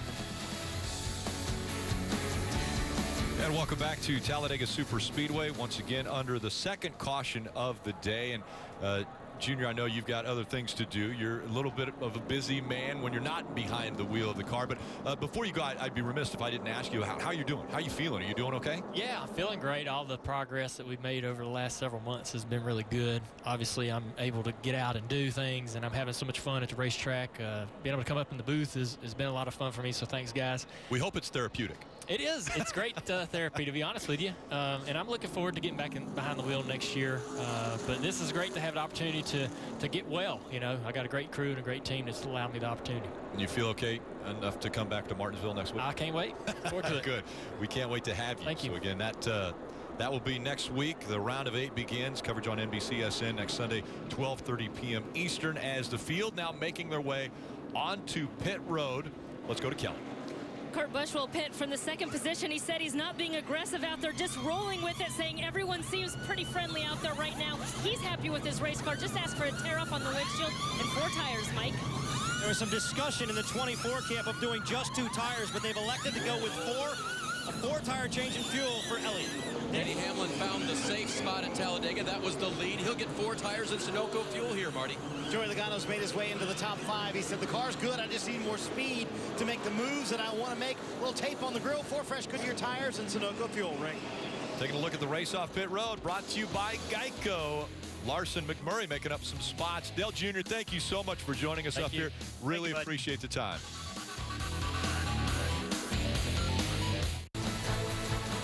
And welcome back to Talladega SuperSpeedway.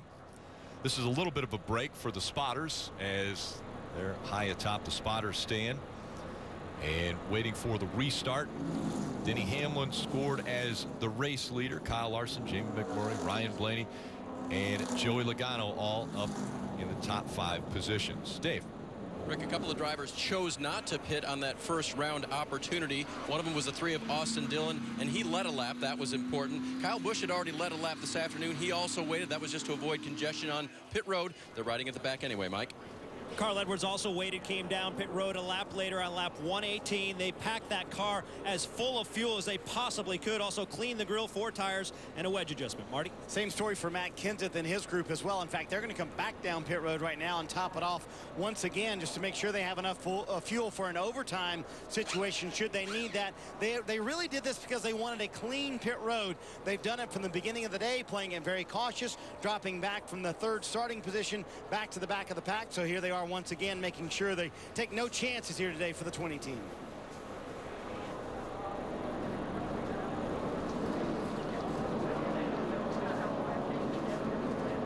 So cars making the way back onto pit road, topping off, 69 to go.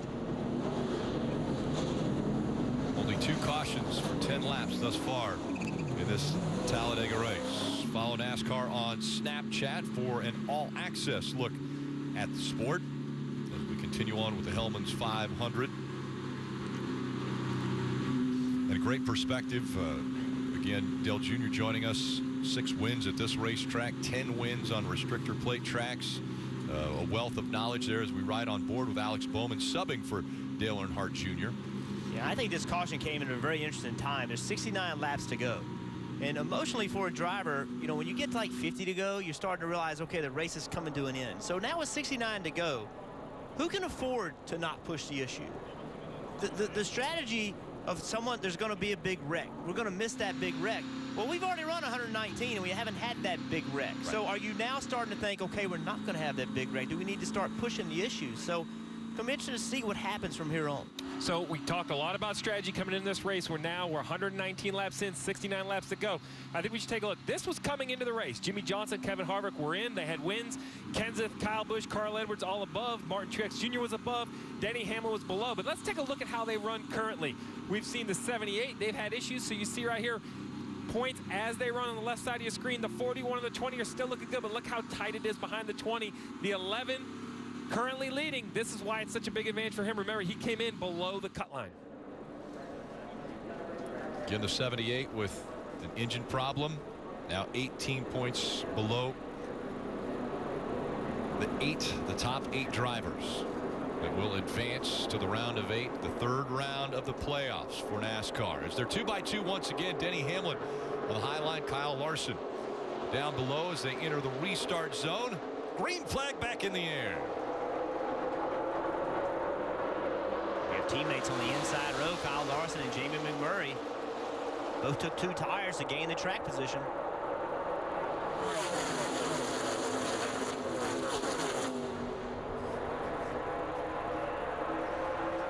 Coming up to speed, the restricted horsepower takes a while, almost a lap for them to get up to full speed.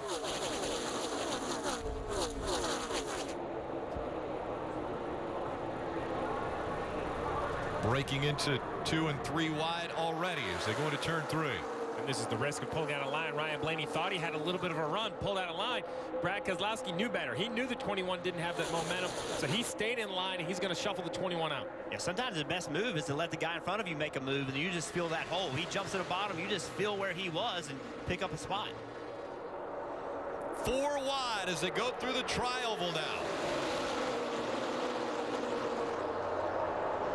You mentioned people could be getting a little more aggressive. That's the first time we've seen 4 wide, and they stayed 4 wide even through 1 and 2. Yeah, look at some of the people we have in the front of the pack. We have Blaney, who has not won a Cup race. Scott not won a Cup race. Casey Kane needing to have a good year. McMurray needing to have a good year. So a lot of hungry people at the front of this pack. Denny Hamlin trying to block, trying to stay out front, stay in front of the 2. Brad Keselowski already has led 69 laps of this race. He wants back out front. Joey Logano had the issue with the jack, took it all the way around the track, came back onto pit road. They removed the jack. Joey Logano in the top 5. Well, how about Denny Hamlin had a speeding penalty, recovered from that. You were right, though. That caution when it came out for both of those cars really saved them. They were both in trouble, and the first caution of the day came right out after their issues. So now's a chance for Brad Keselowski. He had a big push from the 41 of Kurt Busch. Trying to take advantage of it. He shot up the racetrack just in front of the 21. You know, when he did that, look what happened to Kurt Busch. It moved him to the back. Keselowski, big aggressive move to the bottom. There he goes, trying to get side by side with the 11 for the lead. Goes up, a little side draft on the left rear quarter panel, just enough time to stop the 11 and convince the 21 to go with him. That was perfectly timed by Ryan Blaney. Yeah, I'm sorry, I didn't mean to step over the 21, side draft the 11, and when he did, that's why Keselowski was able to clear the 11. And now Brad Keselowski back out in front. Now he chooses the line that he wants to stay in front of. And Rick, we've talked all day about the draft being the great equalizer and anybody can win. Well, why not Ryan Blaney in his rookie year for the Wood Brothers? We saw Trevor Bayne win in this car in the Daytona 500. Maybe it could be Ryan Blaney's turn to bring it back to victory lane. Very close. The 44 of Brian Scott right up against the 11 and the 4. We talk about companies. We have all 3 Penske cars, 2 Penske cars, and a Wood Brothers car, which is basically a 3rd Penske car right up at the front of the pack. Ryan Blaney trying to hang on to that 2nd spot now as everyone jockeying for positions behind him. The 22 of Joey Logano on that high line. Once again, here comes the 24 of Chase Elliott. Now he's on the bottom of the racetrack. And how about the 44, Brian Scott? He makes the big move to pull to the bottom. He's going to try to get inside the 22. He does. 64 to go, though, Jeff. Doesn't it just seem like it's already starting to ratchet up a notch? Yeah. We're seeing a lot more aggression. You can tell by the speed of the moves. They're taking quick lefts and rights. Intensity ramping up, people being a little more aggressive now as the laps continue to wind down. We talk about momentum. Watch Brad Keselowski. He's behind the 11, but now he kind of slows down a little bit on purpose, most likely. Drags the brake just a little bit, gets the 41 to him. Now that creates a run to the 11. You have to have somebody behind you to get those runs. So now he has to pull up in front of the 21 to try to get the run. Now getting into turn 3, now he decides to go to the bottom, make a quick move, go to the shortest way around the racetrack. That's what got him to this position. Big side draft right here. All those things. It wasn't one move. It was a collection of those moves that got Keselowski the lead. And Jeff, that 2-car has been aggressive all day long, and there was a little bit of the debate in the Team Penske camp about which car to bring here to Talladega. Brad Keselowski wanted to bring the car that they won Daytona with. He said he felt very comfortable with that car, but Paul Wolfe said, hey man, we put a lot of time in rebuilding this car that won at Talladega in the spring, so that's the car they brought here. They ran 10 laps in practice, Kelly. That's it, and parked it. That's how good that 2-car is. Ryan Blaney also racing a car that has a bunch of updates on it since it was last run. Now, he'd love to get his first career win here, but he also knows his job here is to work with his 2 Penske teammates, Joey Logano, who you see moving to the inside there, and Brad Keselowski, who both are trying to advance. His biggest problem right now, though, he says at times when he goes to make a move, just no one will go with him. He's been a little bit frustrated by that, Marty. Joey Logano back there making moves, and that's the same Logano, Kelly, that said a moment ago, my car is good. It just doesn't have the speed to make the moves I want. Running up front right now, and, you know, he said something earlier today to me. He said the risk versus reward measure changes throughout the race, Jeff. It just seems like that risk versus reward is getting a little bit more intense on that racetrack, doesn't it? Well, the reality of your situation is very clear right now. With 62 laps to go, you have to be aggressive. Who will be the most aggressive? Again, the laps continue to wind down. Brad Keselowski out in front. Ryan Blaney running second as we go NASCAR nonstop. He is Dale Earnhardt Jr. race car driver, but there's more to me than that. At my office, they call me boss man. I scout the talent, close the deals, do it all with a firm handshake. Gentlemen, to others, I'm water cooler Dale. Man, we got those tiny trash cans in our offices. Somebody keeps putting their lunch in mine. What? Every day. It smells like mac and cheese. Ew. Lobster mac and cheese, baby. So weird. Has any of y'all seen who it is? No. For protecting my small business and more, Nationwide is on your side. Upgrade season's here. I got my new iPhone 7 from Sprint. Sprint?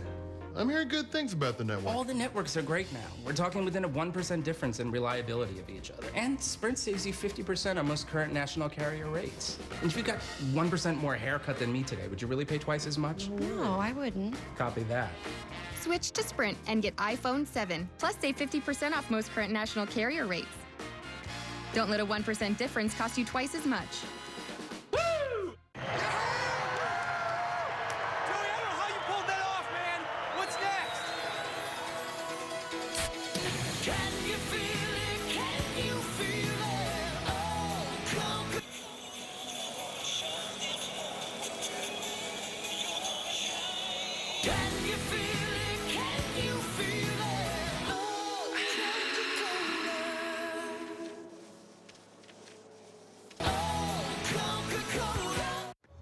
Before taking his team to state for the first time, go get it, Marcus, go get it. Coach Gilman used his Cash Rewards credit card from Bank of America to earn 1% cash back everywhere, every time, at places like the batting cages. 2% back at grocery stores, and now at wholesale clubs. And 3% back on gas, which helped him give his players something extra. It's a little token. The Cash Rewards credit card from Bank of America. More cash back for the things you buy most.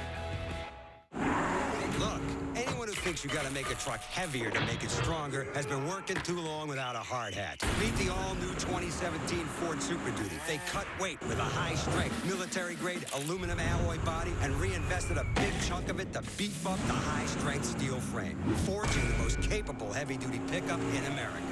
Time to punch work in the face. This is the next level. This is the all-new Ford Super Duty. It's a new day, and there are things you need to know. Football things, fantasy things, and things on your mind. Good Morning Football, tomorrow at 7 on NFL Network. The chase continues on NBCSN. Still out front, Brad Keselowski, as we look at the most laps led, presented by Sprint. He has led 77 and counting. Sprint's network reliability now within 1% of Verizon. Switch today. Save 50% on most Verizon, AT&T, or T-Mobile rates. Visit a Sprint store or sprint.com/network today. So Brad Keselowski got a bonus point for leading a lap, but now he's got a bonus point sealed up for leading the most laps. He's got that covered up. And by the way, this is the third straight restrictor plate race that he's led the most laps in. Let's go through the field, brought to you by Carl's Jr., and we start with Marty Snyder. And Rick, those points will certainly help Brad Keslowski and his race team after the wreck at Kansas last week. How did he clear his mind this week? Well, he took Monday off and then tested Homestead, Miami, Tuesday, Wednesday as we ride along with Brad Keslowski right now. He told me earlier today that was such a blessing because I wasn't focused on Talladega. I was worried about trying to win a championship, Kelly. One of Ryan Blaney's best career finishes, a fourth, came right here at Talladega last year. His crew chief, Jeremy Bollins, pretty impressed with the young rookie. He says he has a really good idea of what to do, how to race on these places.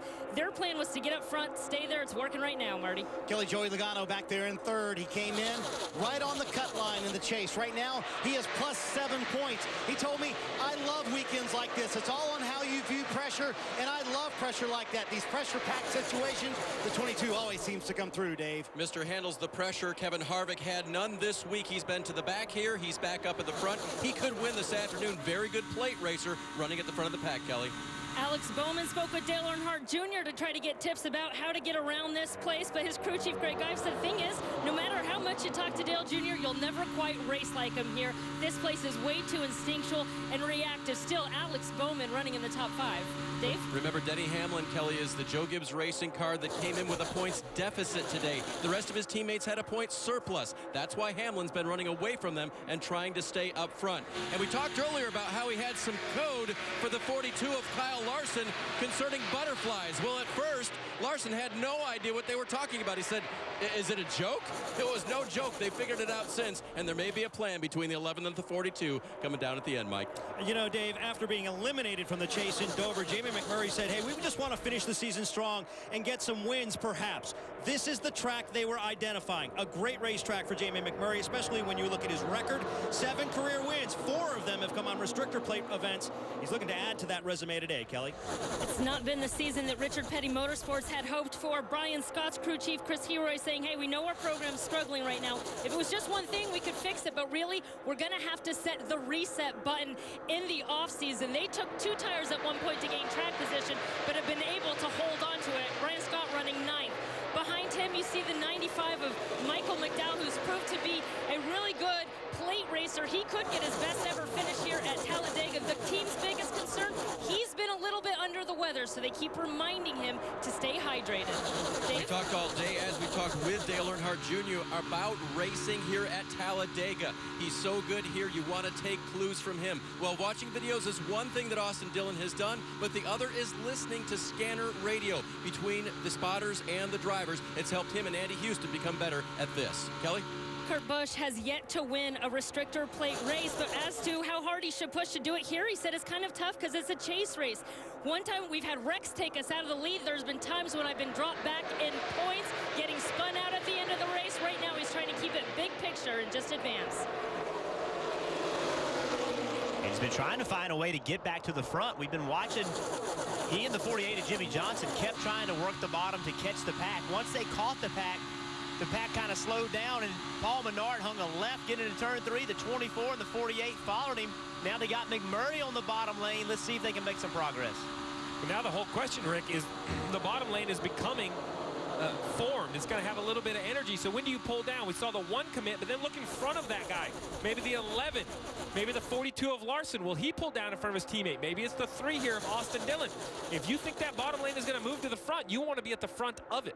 You mentioned Austin Dillon. Let's listen into his radio just moments ago.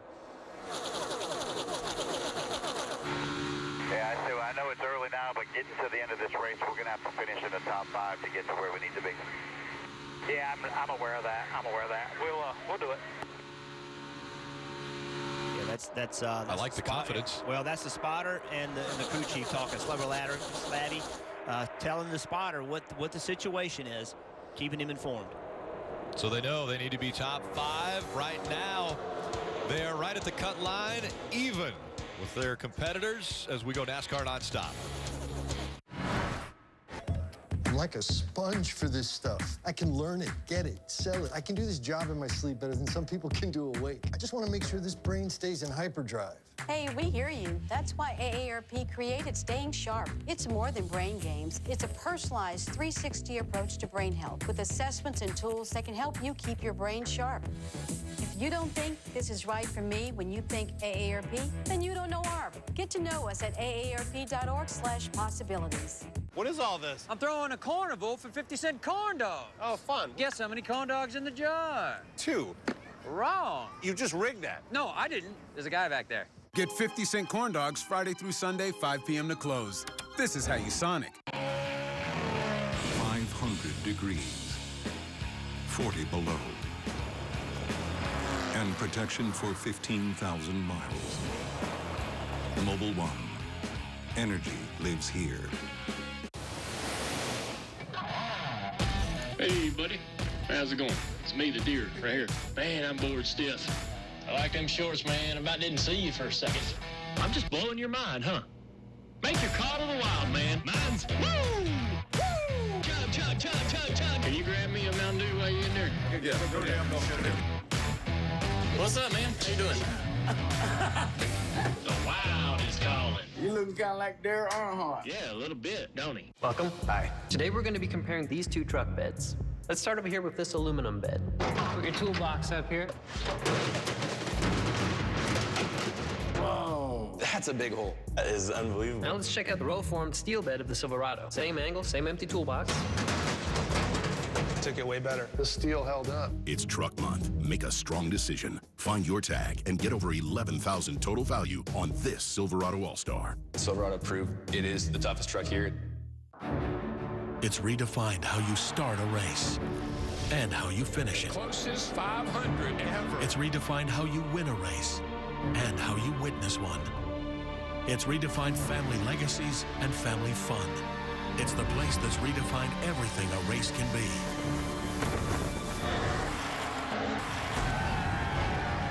Celebrate racing's greatest tradition and guarantee your seats for the Daytona 500 at 1-800-PIT-SHOP or Daytona500.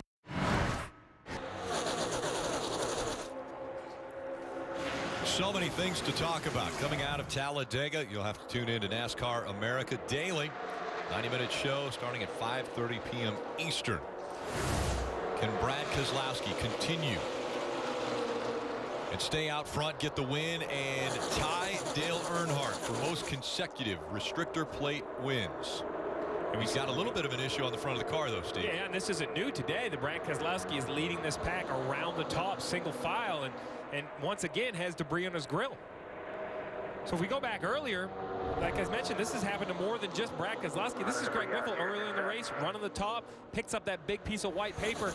He had to work on getting that debris off the grill to get the car cool. And Brad Keselowski earlier in this race, look at all the debris he has on his grill. He gives up the lead right here. He lets the 11 go by because he has to cool the water temperature, and it worked. You see right here, all the debris, 3 pieces right here, blow off the grill. Jeff, it's interesting. Dale mentioned it when he was in the booth with us. It's something interesting. When they start to run the top, it seems like the leader always picks up debris.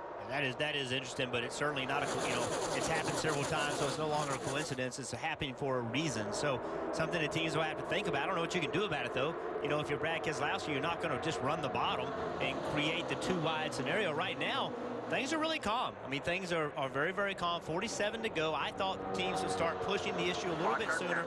Seems like we may have a good bit on there now.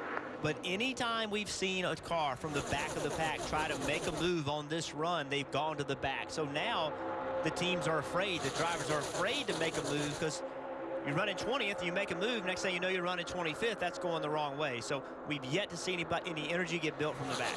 And Jeff, it's got to be frustrating to be the leader and collect that debris constantly. A moment ago, Keselowski was 25 below the max temps. Right now, he's climbing closer to those max temps. So what they want to do is execute a move with his teammate Ryan Blaney right behind him to move behind him if they can. But the last time they did that, we saw what happened to Brad Keselowski. He lost about 8 or 10 spots doing that move. So he told Joey Meyer, spotter, when we do it this time, let's execute it a little bit cleaner and make sure we pull it off and don't lose that many spots this time. Yeah, good luck. I mean, how do you do that? The people behind you don't care about your situation. Yeah, your teammate might, but Kevin Harvick doesn't care. Bowman doesn't care. Hamlin doesn't care. They're not going to do anything to help you. So if you pull out of line, you're going to be double wide. You're immediately going to be double wide. People are going to take advantage of that situation. It's not easy to do. And look at the ghost points. I mean, the 40. You see his hand out the window. Yep. Keslowski had his hand out the window. Sorry, didn't mean to walk over you. There you go. There's the move. He's going to try to let the 21 back in line, but we'll see how much momentum he's going to have to give up to do that. So right now, everybody behind him saying, can we take this, use this to our advantage? But I don't think they're going to be able to. That was a great move by the 21. Yeah, that was done exceptionally well. Locked out back, single file. So now, because of the debris, Ryan Blaney out in front. A little bit of that paper debris that was on the grill of the two is blown off.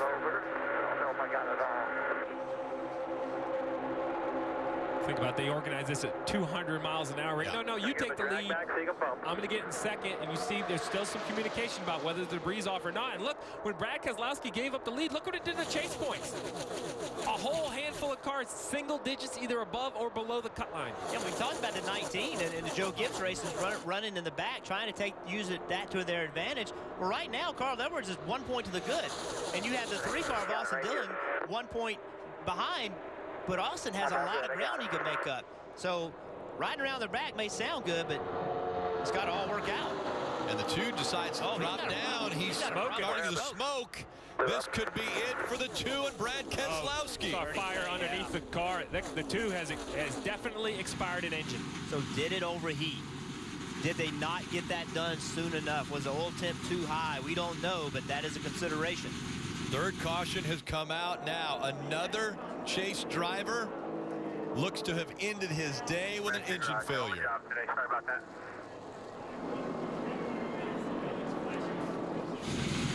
Front wheel's very dirty. And that doesn't sound good at all as he takes the hard left turn back into the garage. A little fire to the right side. They said they were climbing in water temperature and oil temperature. And then he has to make the hard left.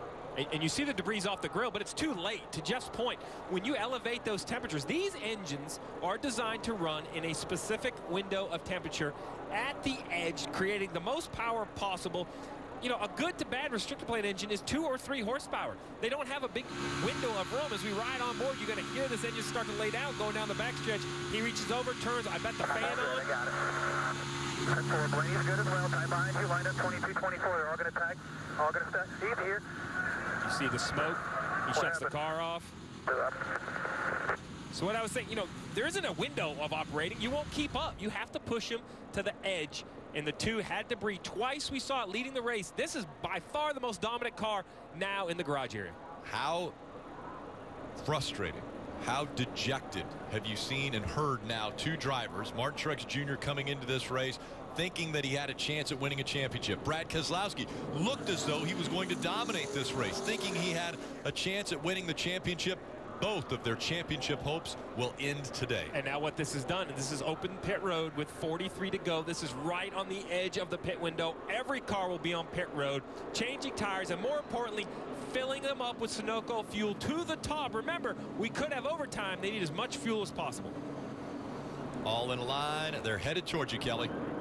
Kurt Busch saying he was getting just a little bit free at times, so they're going to make an air pressure adjustment to help tighten him up. And the crew reminding him to keep that wheel straight. They had a long pit stop last time because it was off to the side just a little bit, Dave. Austin Dillon and Denny Hamlin are right on the cut line. Hamlin's going to get 2 tires. Dillon's going to get 4. Marty? And Dave, you saw 2 tires for Joey Logano there. He said his car was just a little bit too free. A little wedge adjustment to tighten him up just a little bit. He wins that race off pit road now in that lead spot. Couple spots gained by Denny Hamlin. He goes up to 3rd as they race off pit road.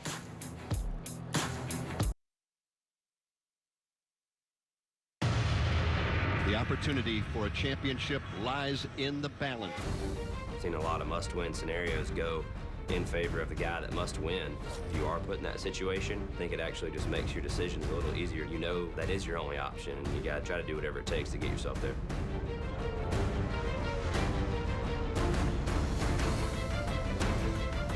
Chase Elliott saying he is in a must-win situation. Want to talk about strategy as we are now under 43 to go, brought to you by Smithfield Foods. Chase Elliott definitely a part of that strategy. Yeah, really, it's come down to you have the 11 of Denny Hamlin and the 3 of Austin Dillon. 11 above the cut line, the 3 below the cut line. They're still in a battle for the points. But Chase Elliott, Jeff, even with the 2 and the 78th engine issues, he still looks like he's in a must-win. Yeah, I don't think anything's changed for Chase Elliott. He's in a must-win situation. But that's as we stand right now.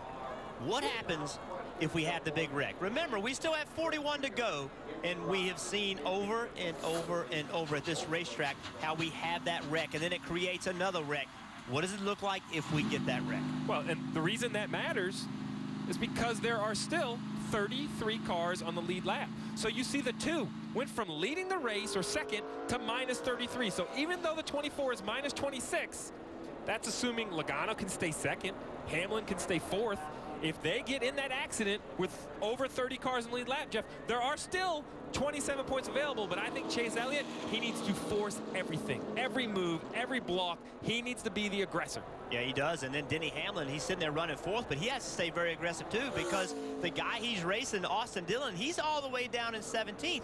But with 40 to go, he can work himself up to the front. He can take those points back and beat Denny Hamlin. So it's going to be a heck of a battle between those 2 drivers. And we talked about these cars being right on the edge of the fuel window, whether Joe Gibbs' cars are using their strategy to their advantage. They've pitted a couple extra times. They know they're going to line up at the back of the field, so let's put a little bit more fuel. And remember, unlimited overtimes. We could see 2, 3, 4, 5 extra laps. This fuel could matter. And if you want the advantage to come to Talladega and be able to ride in the back all day, you know what you do about that? You have 2 better races before you come here. You put yourself in position. You go earn the right to be able to be conservative. This wasn't given to them. They went and earned it. They're taking advantage of the situation they created for themselves in their first 2 races. How about Kurt Busch? Plus 15. Right. He has had what I would describe, and I believe they would describe, 2 average races leading up to Talladega. And guess what? They're having another average race. Yeah. But they're avoiding the big problems at plus 15. Can they avoid those problems for 40 more laps? You have to manage your situation. You can't take a 10th place car and finish 20th with it.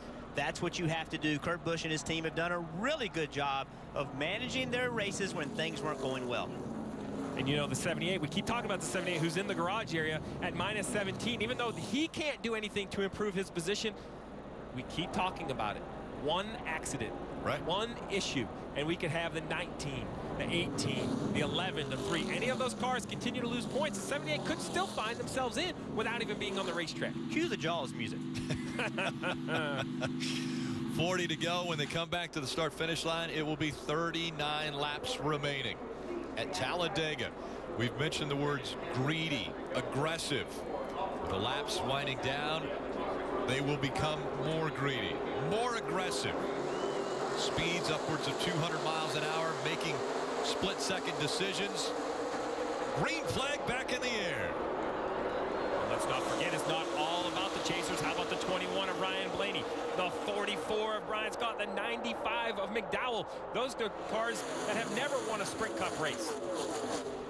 Joey Logano jumps right down in front of that lower line, in front of Kevin Harvick. How about behind him, the move McMurray made it 3 wide on the outside. I love this shot. It just shows him kind of moving around. No one's really running perfectly in a straight line. Everybody protecting, blocking, looking for an advantage.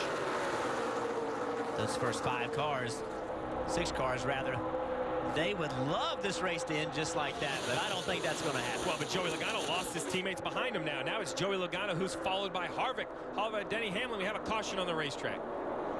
There's some debris on the racetrack, so the caution has come out. We'll try another restart.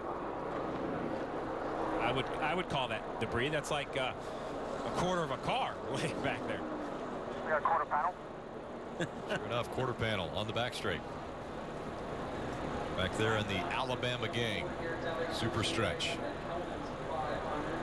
It can't be a good feeling as a driver to drive down that super stretch and see all those tire marks from issues of the past. You see where cars are spun out, spun to the bottom. It's got to be a menacing look, Jeff. Yeah, most racetracks, the wrecks happen in the corner. At this racetrack, they happen on the straightaway as everybody's trying to block and do all the things they need to do. But see Greg Biffle where they had to try to repair the car from earlier.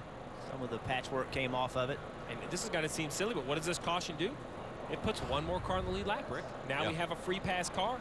And now the number of cars in the lead lap, the number of points either available to gain or available to lose, will be upped because Mike Lynette gets back on the lead lap. 35 cars, 35 points can be lost with one stop on pit road, one mistake on the racetrack. Right. You mentioned it must feel terrible for a driver. What's going on right now with the drivers is they know how many laps are gone. They have experience at this racetrack. They know what the history is. They know normally we see more and more aggression. We see things pick up. We start to see more cautions, which creates another restart, which creates more aggression. By the way, that creates another caution. So everybody, every driver, the longer the race goes, the more tense they get, their blood pressure starts raising. It is very stressful as we start to get into the end. Will anybody come and top off with fuel? It doesn't look like many, if any, will come back to pit road. So we will take a quick break. Be right back. Go NASCAR nonstop.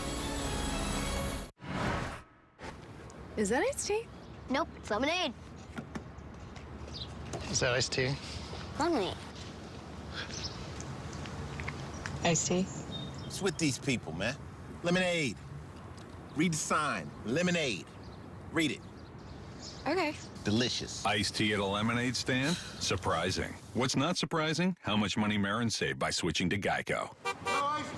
It's lemonade, man. 15 minutes could save you 15% or more.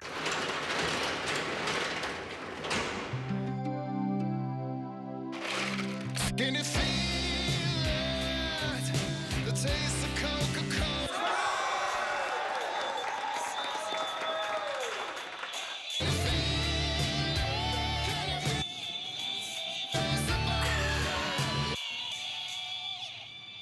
I'm not retired yet, you knuckleheads. Free's great. Free refills, free blocks of cheese, and free battery tests. We offer free testing because we don't sell people parts they don't need. With our help, you can always fix your car with confidence. Hoods up, America. Get in the zone, AutoZone. Double meat and cheese, classic. Grilled onions and Thousand Island, classic. All for just $2.49, really classic. The classic double cheeseburger for just $2.49, only at Carl's Jr. and Hardee's. So what's your news? I got a job.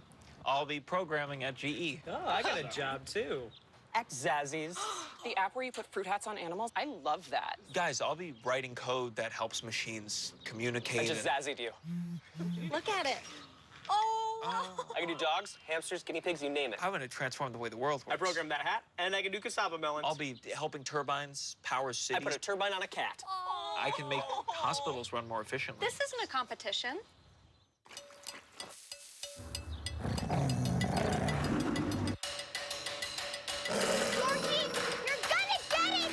Green flag in the air. The chase is underway. Rewind behind him.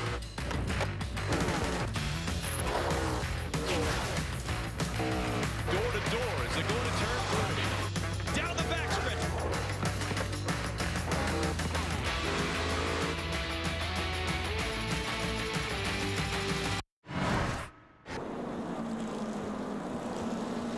Back at Talladega, 36 laps to go. Joey Logano in the lead. Unfortunately, his teammate Brad Keslowski back in the motorhome lot. You've had a few minutes to sort of digest what happened. Was it just too many times of the car overheating as to why the engine let go, Brad? Yeah, I don't know. I'd let the engine guys probably answer that, but we had a really fast Miller Lite Ford, and I'm really proud of the effort. We came here to win, and we were doing what we needed to do to win, and it just didn't play out. It, just wasn't meant to be. I know it's a frustrating way to go out, Brad, especially considering how good the car was. Yeah, absolutely. We had an incredible car today, and I'm really proud of that. We just got to keep pushing, and hopefully we can go win these next four. I want to finish the season with the most wins, and we got a great shot at that, leading it right now. And cars that ran like this one did today, it'll all work out. I'm sure coming back to the motorhome and grabbing Miss Scarlett probably puts things in a better perspective, doesn't it? It helps a lot, her and her mom, Paige. So we got our whining out of the way. Now we're going to go on home and be ready for next week. All right, Brad Keselowski, clearly they knew he was here today, guys. Had the dominant car. An engine, let's go, though. Yeah, so frustrating. We really appreciate the fact that Brad, that's the worst feeling you can feel right there. Knowing he was going to advance with such a great car, had such a good race going, and then it all going away so quickly. So we're appreciative that Brad was kind to join us there. Following the race coverage on NBCSN, you can tune into NASCAR America post-race show presented by Advance Auto Parts. And For even more comprehensive NASCAR coverage, be sure to catch Victory Lap. That's at 6 p.m. Eastern.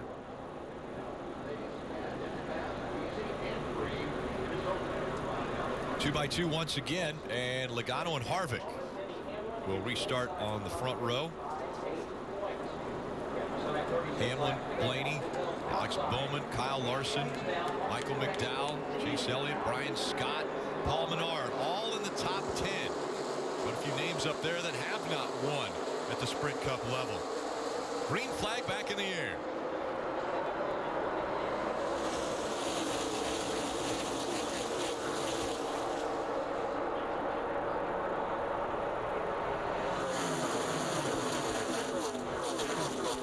See how organized the top line stays with the 22 and the 21. That's really going to help the 22 off from the corner.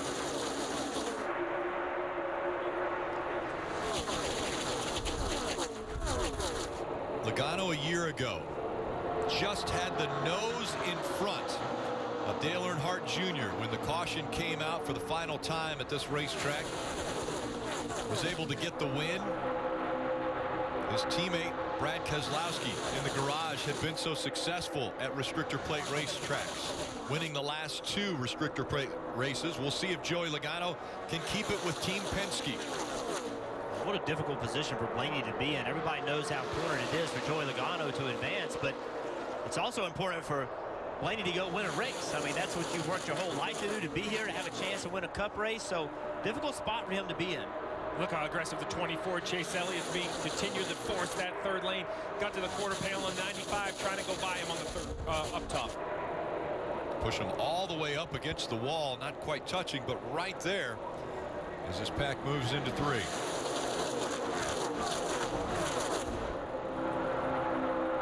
And once again, you see the chase points on the left of the screen. Right now, the four that are out. The 3 of Austin Dillon, the 78 who's behind the wall, the 24 of Chase Elliott, and the 2 of Brad Keselowski also behind the wall. The 24 still on the track, a must-win situation for Chase Elliott. And what a mixed group of experience level we have at the front of the field. We have Logano and Harvick, very experienced Sprint Cup veterans with wins. Bowman in third, Ryan Blaney in fourth, Brian Scott in fifth.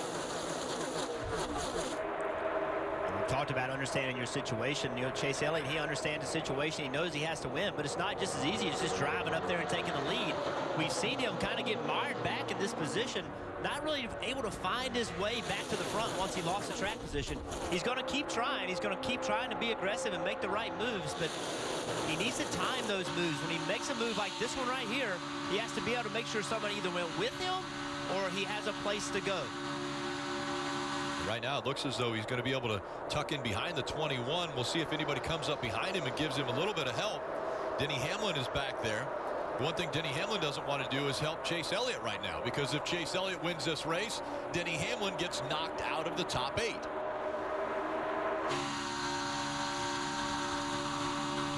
think Denny Hamlin heard you. He wasn't going to follow the 24, Rick. So he moved up high, trying to get the 24 of Chase Elliott right in the middle. See if he can get that to fall back. And now Denny Hamlin dropping back. Trevor Bayne in the 6, making his way up toward the front. Joey Logano seeing exactly what he wants to see. Single file behind him.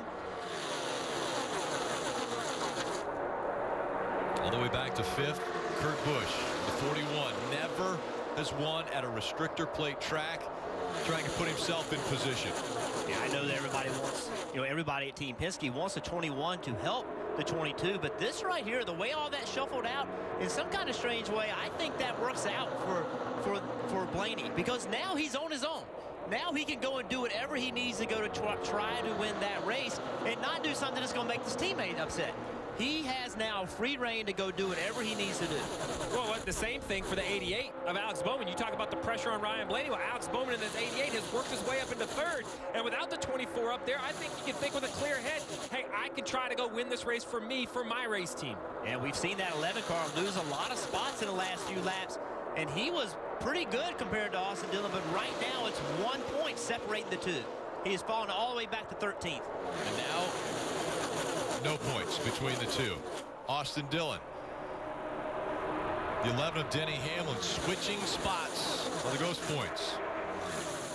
A.J. Allmendinger, you see him pull out of line, leading that top lane. We haven't heard much out of him today. He had a speeding penalty earlier, but he's recovered. But here we go. We're starting to see a lot more movement on the straightaway. A.J. Allmendinger trying to lead that second line, but a lot of jockeying for position now. Surprise. Sorry, surprise. Clint Boyer's found his way toward the front of the pack. He does this every restrictor plate race, no matter what car he's driving. He rides around the back. Big move right there by the 24. The 21 tried to block him, did get him slowed down, but every race you always end up seeing Clint Boyer toward the front at the end of it. There you heard it, 4 wide. Normally right after that you hear caution. Exactly. Things getting crazy once again. 29 laps to go at Talladega to determine who will still have an opportunity to win a championship. The top 5 trying to break away, led by Joey Logano and Kevin Harvick. We go NASCAR nonstop. Stay with us right here. Before taking his team to state for the first time, Go get it, Marcus. Go get it. Coach Gilman used his Cash Rewards credit card from Bank of America to earn 1% cash back everywhere, every time, at places like the batting cages.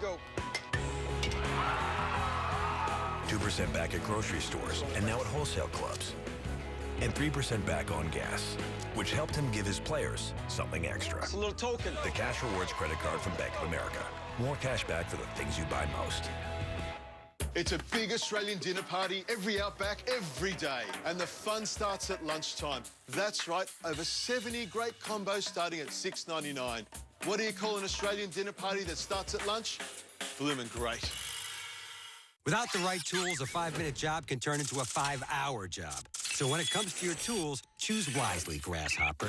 Case in point, Ford Transit.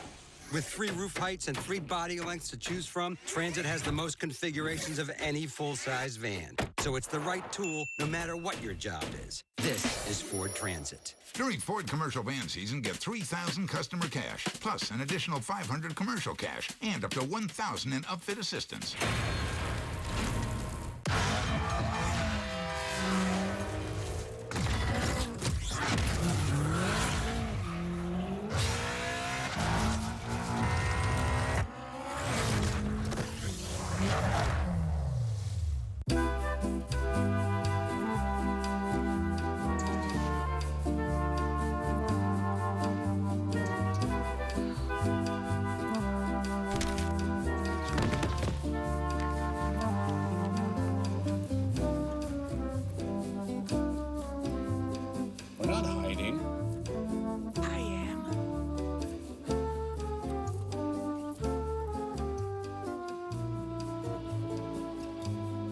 With duty, honor, and country, the United States Army was created on a Thursday. Just imagine what this Thursday will bring when the Jaguars face the Titans, only on NFL Network. Anything can happen on Thursday. Thursday Night Football, Thursday at 8, only on NFL Network. It's down to 8 in the chase for the NASCAR Sprint Cup.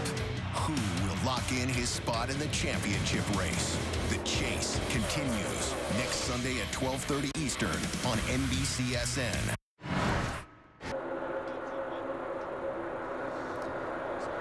And welcome back to Talladega, Alabama, and we'd like to welcome the viewers of the Formula One United States Grand Prix on NBC. Congratulations, Lewis Hamilton, winner of that race in Austin. Nico Rosberg still has the points lead.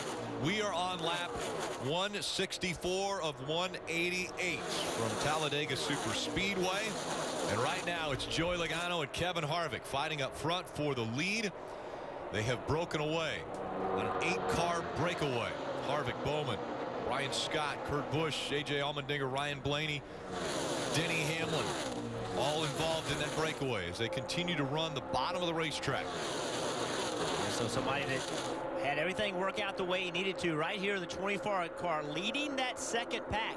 Let's see if the guys behind him can get organized, get single file behind him. He has his teammate behind him, but if he can get more, he can catch that lead pack at a high rate of speed, and when he catches them, he can make a move, but he needs some help from behind to get the speed difference that he needs catching this lead pack. This is an elimination race. the end of round 2 as we get ready for the start of round 3. 4 drivers will be eliminated. On the left side of the screen, you see the chase points. 2 drivers have already won. They advance to the round of 8. Right now out front, the 22 of Joey Logano, the leader of the race. He will advance if he can hold on to that win. But then it's so close, right at the cut line between Denny Hamlin and Austin Dillon. You see cars pulling out of line now. Okay, so that double file, even though it's only 2 cars double file, that creates a big draft for these cars behind. So now Chase Elliott has some energy from behind. He has some help. It's double wide in front. Let's see when he gets to them if he can use that and make a move. And Jeff, focusing on the 24 of Chase Elliott, we've mentioned this several times. He needs to win to advance to the round of 8. One thing he was counting on was the help of Jimmy Johnson. Johnson has said he'd try to help him. He had worked throughout the course of that last run to get on the rear bumper of Elliott. It took him a long time. He's now bypassed Elliott. No, actually, he's right behind him, trying to ride his tire tracks through this traffic now, trying to give him the help that Elliott's been looking for throughout the course of the day. So right now, Chase Elliott needs to clear Clint Bowyer, which he did. All that was good. He picked up some spots, but primarily he needs momentum when he catches this first group. So right now he doesn't really have what he needs behind. They're double file. He needs them to be single file behind him. Well, because the group in front of Chase Elliott, they're all wanting to know. They're talking to their spotters. Let us know if that second lane comes. Let us know if it has momentum. He gets to the quarter panel of the 11. Can he drag the 11 down? And more importantly, will Ricky Stenhouse Jr. stay on the bumper of the 24? Stenhouse Jr. drops down below to the 11, hanging the 24 out. He tries to side draft him, tries to bring the 11 back to him. Yeah, the side draft will not overcome another car pushing that car. So now Chase Elliott has some help from Jamie McMurray.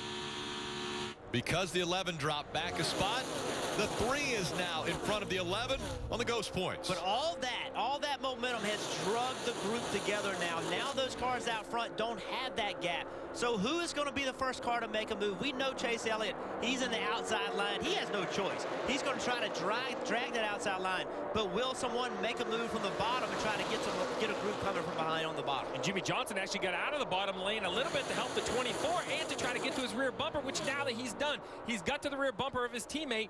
That should help the 24, knowing he has a teammate that will be committed to following. Dave, what's going on with JGR? Just updating the 18. Here is their thinking about the end of the race. We don't need it, and we don't need to do it. Remember a few years ago, the big wreck on the last lap? Half of them don't even make it back to the line if he could just mosey on through and get there. It's on the current running position right now. So if they get to where they're not racing, then that's what we'll do. If they're racing hard, then I agree.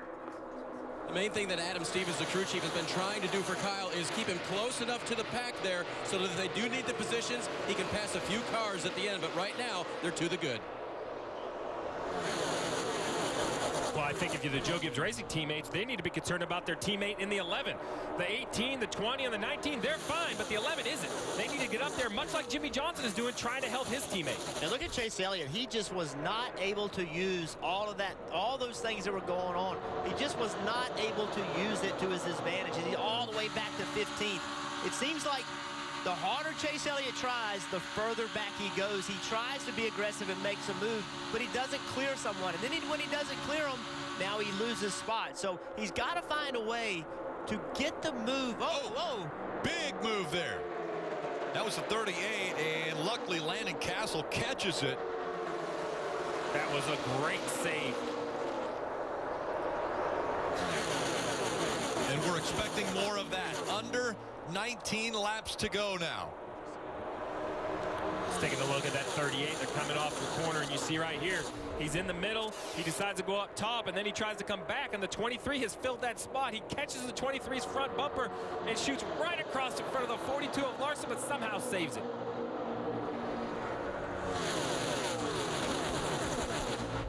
And now here we go again. The lines get organized down to 2 wide, and here comes Chase Elliott trying to work the top again. A.J. Allmendinger in the 47, trying to figure out which line he wants to be in. Ryan Blaney in the front of the high line, and he gets shuffled out now. So you see Chase Elliott wanting to try to get in there and go behind A.J. He finally found a way to get it. They're 4 wide. But now Chase Elliott's going to be the top car. He'll be the first car on the outside line 3 wide. What a job Jimmy Johnson's done to be able to try to stay behind the 24. There were times I think he could have went by him, but he's trying to help his teammate. Remember, the 48 has a win. He's guaranteed advancement. Again, 200 miles an hour, and they're jockeying for position. The final laps, trying to figure out who will be the 8th that moves on to round 3. Chase Elliott in a must-win situation in that number 24. Trying to get some help from his teammate, Jimmy Johnson, who already has a win. He's guaranteed a spot in the round of 8. And Jeff, you keep mentioning it. Look at the 11 in the ghost points. He's +7 because he has leapfrogged up into that lead pack. He's single file, minding his own business, where you see at the top of your screen that bright pink with the white number 3 of Austin Dillon. He's now 7 behind. He has to find 7 positions. And again, the 22 of Joey Logano is being shown right underneath the 48 and the 4 in the ghost points because he's leading right now. There's drivers up there like Alex Bowman, Brian Scott. They're in 3rd and 4th right now that could win this race. That would change everything as far as Logano goes and everybody else behind him in the points. But they know with 17 to go, there's no reason to make their move. They need to get inside of 10, probably 5 to go, maybe even the last couple laps. Okay, so once again, now Chase Elliott has found his way to the front of the 2nd group. Right now, Chase Elliott needs to make the right move. He doesn't need to be overly aggressive when he catches this group. There's nobody behind him. There's nobody, there's no energy, there's no help. If you try too hard, you find yourself back in the pack again. So be smart. Right now, stay in line, wait for some help, wait for some energy behind you, and then make the move. Because 16 to go at Talladega is a lifetime, Jeff. You know these guys are going to get aggressive. What the 24 has to do, don't follow the 17. Don't go with him. Hang the 17 out. I agree. He's going to follow him. It's kind of like getting pulled into a situation, but they're not going to make any ground. No, he would have been better off to go with Menard and hang the 17 out and pick the spot up. Instead, all he did was pick the 17 up a spot. He should have used that opportunity to shuck the 17 out, take that spot, and pick that spot up. Well, because the problem is now the 24 has lost a little bit of energy and allowed the guys to catch him from behind. So now he's back to looking in his rearview mirror. So right here, you see the 24. He's kind of got to the lead pack, still in 11th, though. Now he has to be a little bit more patient. As you look off his rear bumper, you see what's behind him. Too wide behind him doesn't help Jeff. He needs Trevor Bayne and the 1 of Jamie McMurray to get organized. The 1 starting to pull ahead. This will help the 24. He needs to wait for something to happen behind so then he can make the move. Those of you watching on NBC, turn over NBCSN for the conclusion of this race. F1 coverage continues on NBC now. Under 15 laps to go. Out front, Joey Logano, Kevin Harvick, 1 and 2, Alex Bowman, Brian Scott, Kurt Busch never has won on a restrictor plate track. He's running 5th. Denny Hamlin right now 9 points to the good, trying to stay in the top 8 and be able to advance to the next round. Marty. Rick, not only rewatching the 24, Joey Logano and Tab Boyd Spotter are watching the 24. They're also watching the water temperature on that 22 car as well. They have a piece of tear off on the front of the grill, just like his teammate Brad Keselowski earlier today. There you see it, that reflective part of the grill, and it's all over that grill right now for Joey Logano. Will that affect the temperatures? Actually, it's blocking the left side of that opening. Will it affect the temperatures, and will he be able to hang on to the lead for 14 laps in advance? Well, this team cannot afford an engine failure. At some point, they're going to have to make a decision. The race win is important, but not as much as the chase. Do you pull out a line? Because if you do, look at the single file cars behind you. They're going to lose 6, 8, 10, 15 spots. But we already saw the same thing happen to his teammate. Another leader with debris on the grill. Already, this is the 4th time we've seen it today. Twice for the 2. Once for the 16 of Greg Biffle, now for the 22. Okay, so he's still good. He's still under his temp. So the one thing that 22 and Joey Logano needs to understand is that something's going to happen here in just a little while. Kevin Harvick's not going to keep riding behind. At some point, you're going to find yourself side by side or behind somebody. It may not happen until 7, 8, 10 laps from now. If they can hold off, even if they're a little bit over on temp, I think they hold off and just wait for that to happen. You're going to have it. You're not going to have to create a situation where somebody gets in front of you. Things are going to get wild with 12 to go. And Jeff, you heard the update from Joey Logano. He said, I'm 16 under my temps. But 2 laps ago, he was 30 under his temps. So it's climbed that much in 2 laps. And that's the concern. 12 to go, Rick. It's not 12 to go at Bristol or Martinsville. This is 12 to go at Talladega. That's about 10 minutes of wide open throttle time. 18 miles that he'll have to go. Actually, 28 miles he has to go. I'm trying to do the math as quickly as I can as they're going around the track. It is a long ways, and if those temperatures continue to climb, that could also cause an issue for everybody behind him. If that engine goes out, who knows what's going to happen behind him? Well, then you have that 3 car of Austin Dillon, who's currently 3 below. He has to find a handful of spots, 2 or 3 spots to gain on the 11. And you see Menard, his teammate, he went to jump on the outside to make it 3 wide on the outside, but that's what we've been talking about. Just because you make him move doesn't mean it's the right move. Being aggressive sometimes here actually moves you to the back. Let's see if it works out for him. I don't like that move to the outside. We'll see how it works out. He had some help, though. The 27 is a teammate, and the 95 behind, they give that team some help. So they're probably going to be loyal to RCR. But Chris Buescher, he knows his position. His position is to run the best he can for his team as he pulls up to the quarter panel of the 3. So that move to the outside just cost him 3 or 4 spots. And, you know, it takes discipline. Just because you see somebody make a move or there's a hole to go into, that doesn't mean that's what you're supposed to do. It's difficult decisions, but the right decisions are made by the people that win most of these races. But now the pack tightening up. Where it was. See this lap car here, Rick. I didn't mean to interrupt. That's going to make a difference because Joey Logano is going to get a draft. Kevin Harvick's going to get a draft. That's going to change the energy of these leaders. How this pack catches this lap car, that could be the time with 10 to go to make a move. And could Joey have used that lap car to try to pull that piece of debris off? Obviously, he's going so much slower. I don't think that would have been an option for Joey. And that lap car staying way up against the wall. But he's going to be side by side in this back of the pack. About halfway through the pack, they're going to come off and they're going to be side by side. That's going to pull some energy out of the back part of that pack.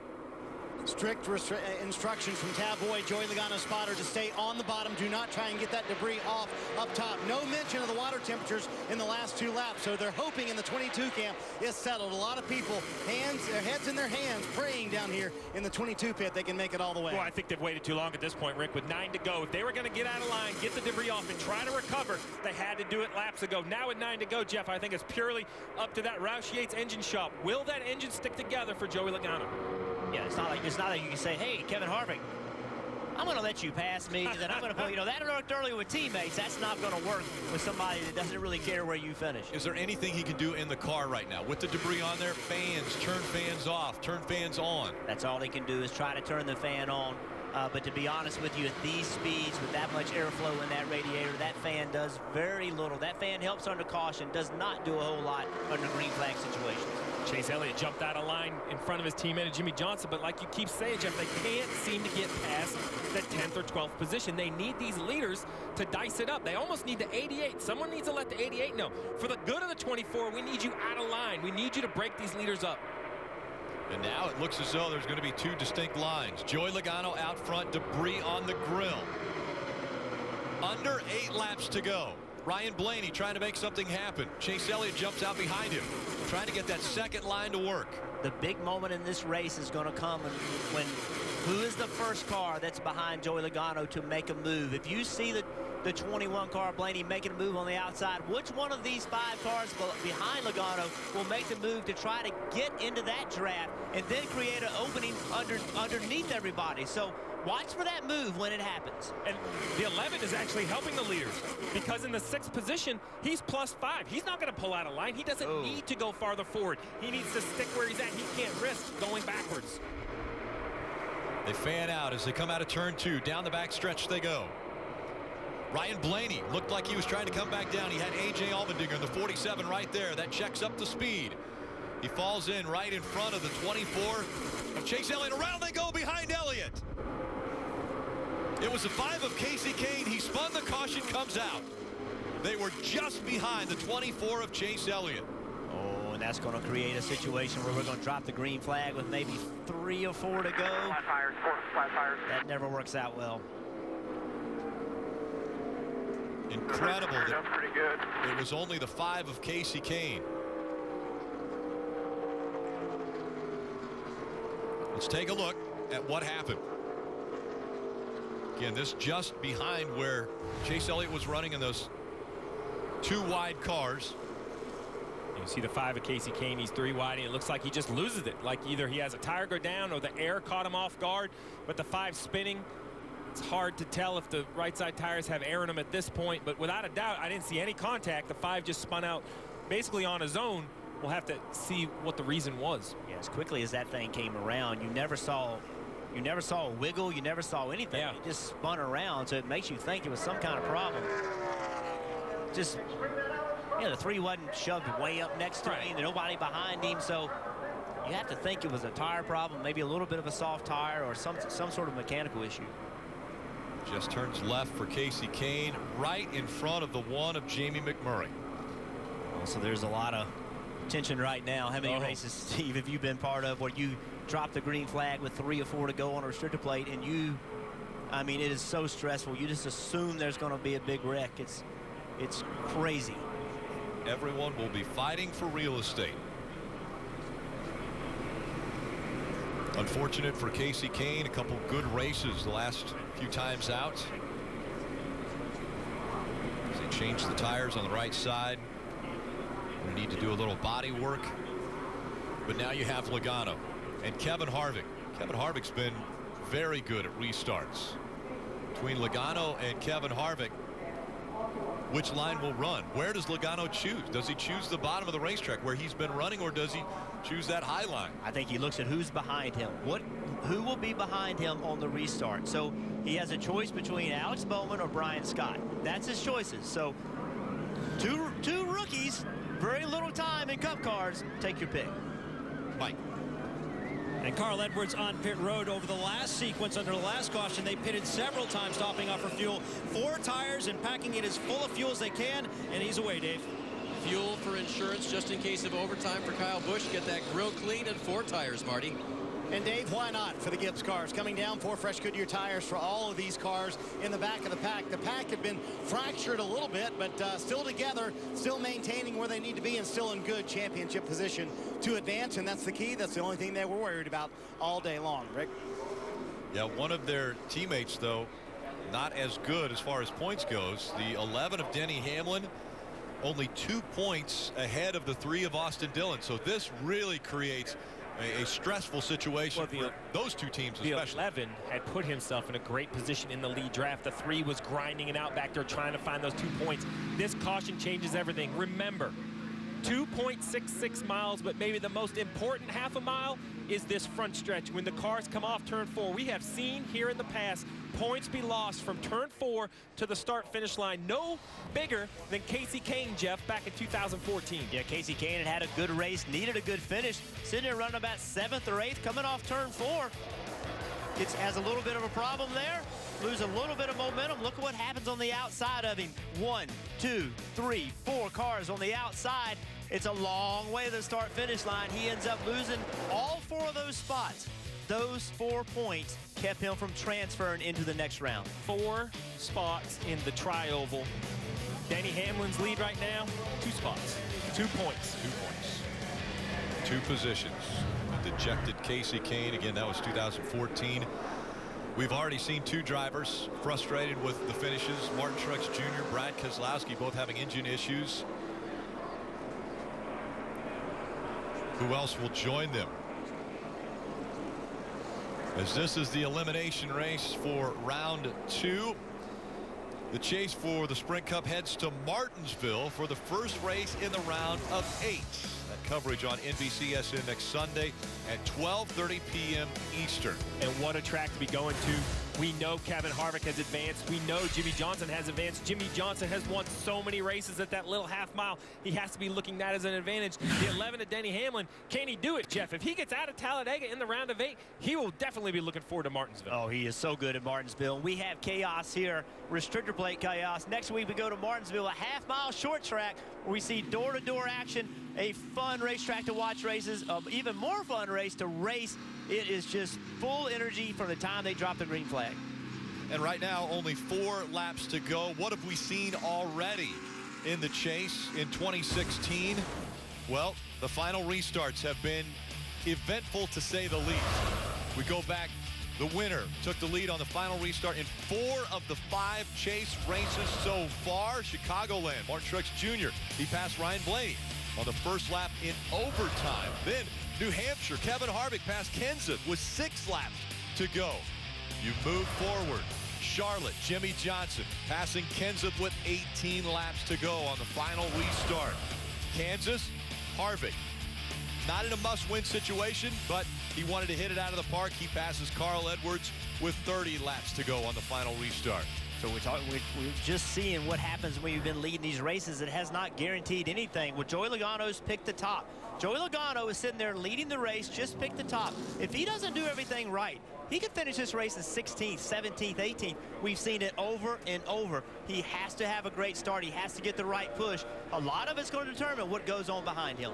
Yeah, it looks like the debris is off the nose of the 22, so there's no more concern with temperatures. Hopefully any damage was done. As the pace car pulls off, though, Rick, in my mind, it's going to be all about who has the help. I think the second row is going to be more important than the front row in this restart. And this is not overtime. There are going to be 3 laps to go in this race. The advertised distance, 188 laps, 500 miles.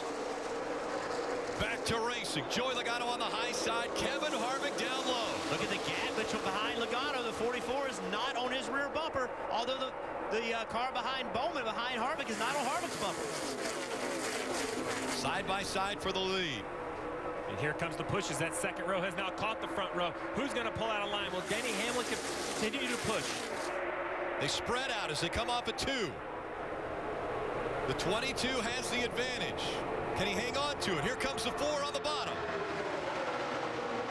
Brian Scott in the 44 trying to push the 22. They've separated themselves. Here comes the 88 of Alex Bowman.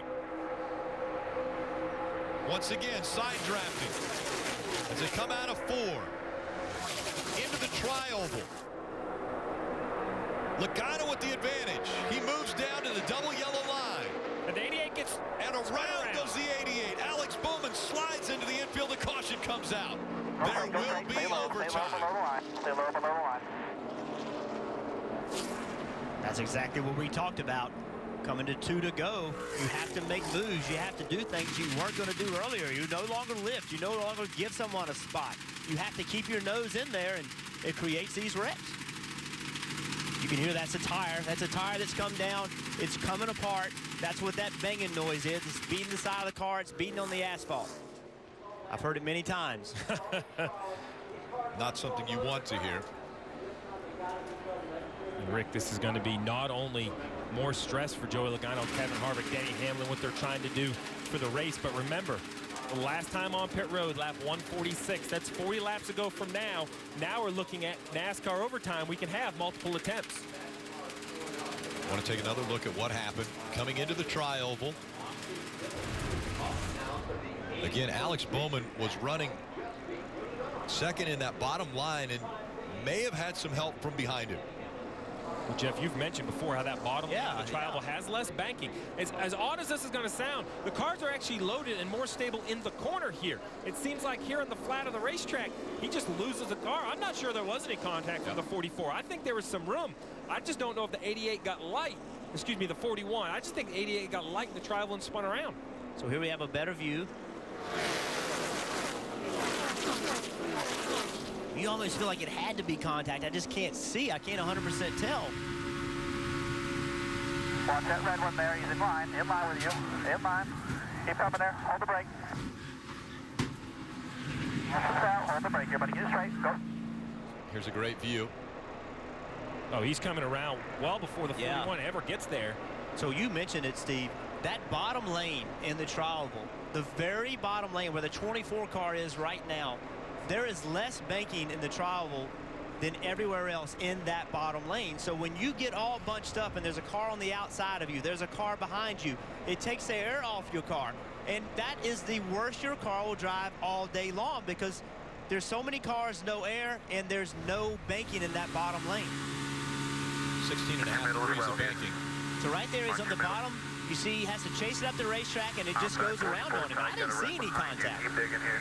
But I'm going to tell you what this has created. Right now, the 11 and the 3 are tied in points. Yeah. There is no difference. The nod would go to the 11 over the 3. From the best finish. From the best finish. And so right now, that's why the 11 is scored just above the 3 because of the best finish in this round. But we do know that there are going to be quite a few positions change hands on this restart.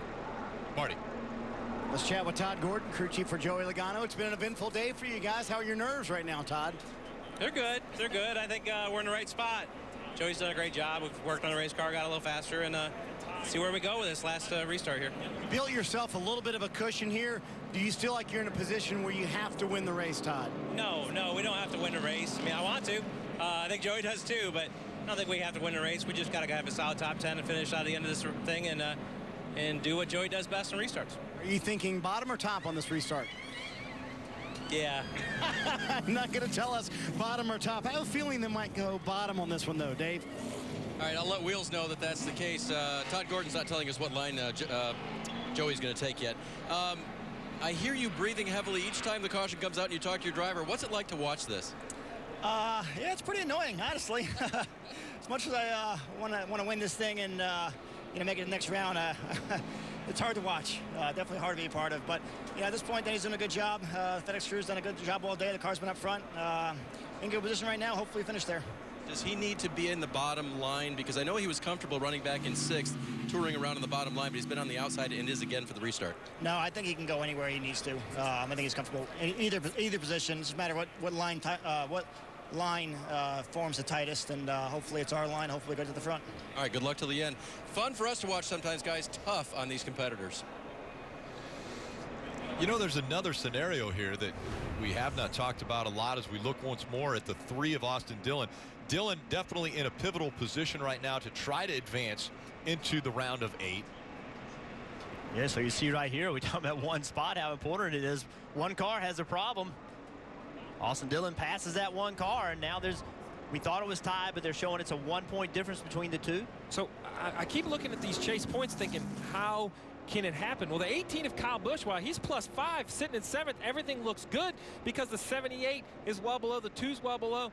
Chase Elliott way back in 12th. I'm not sure if he can win, but what if his teammate, Denny Hamlin, wins?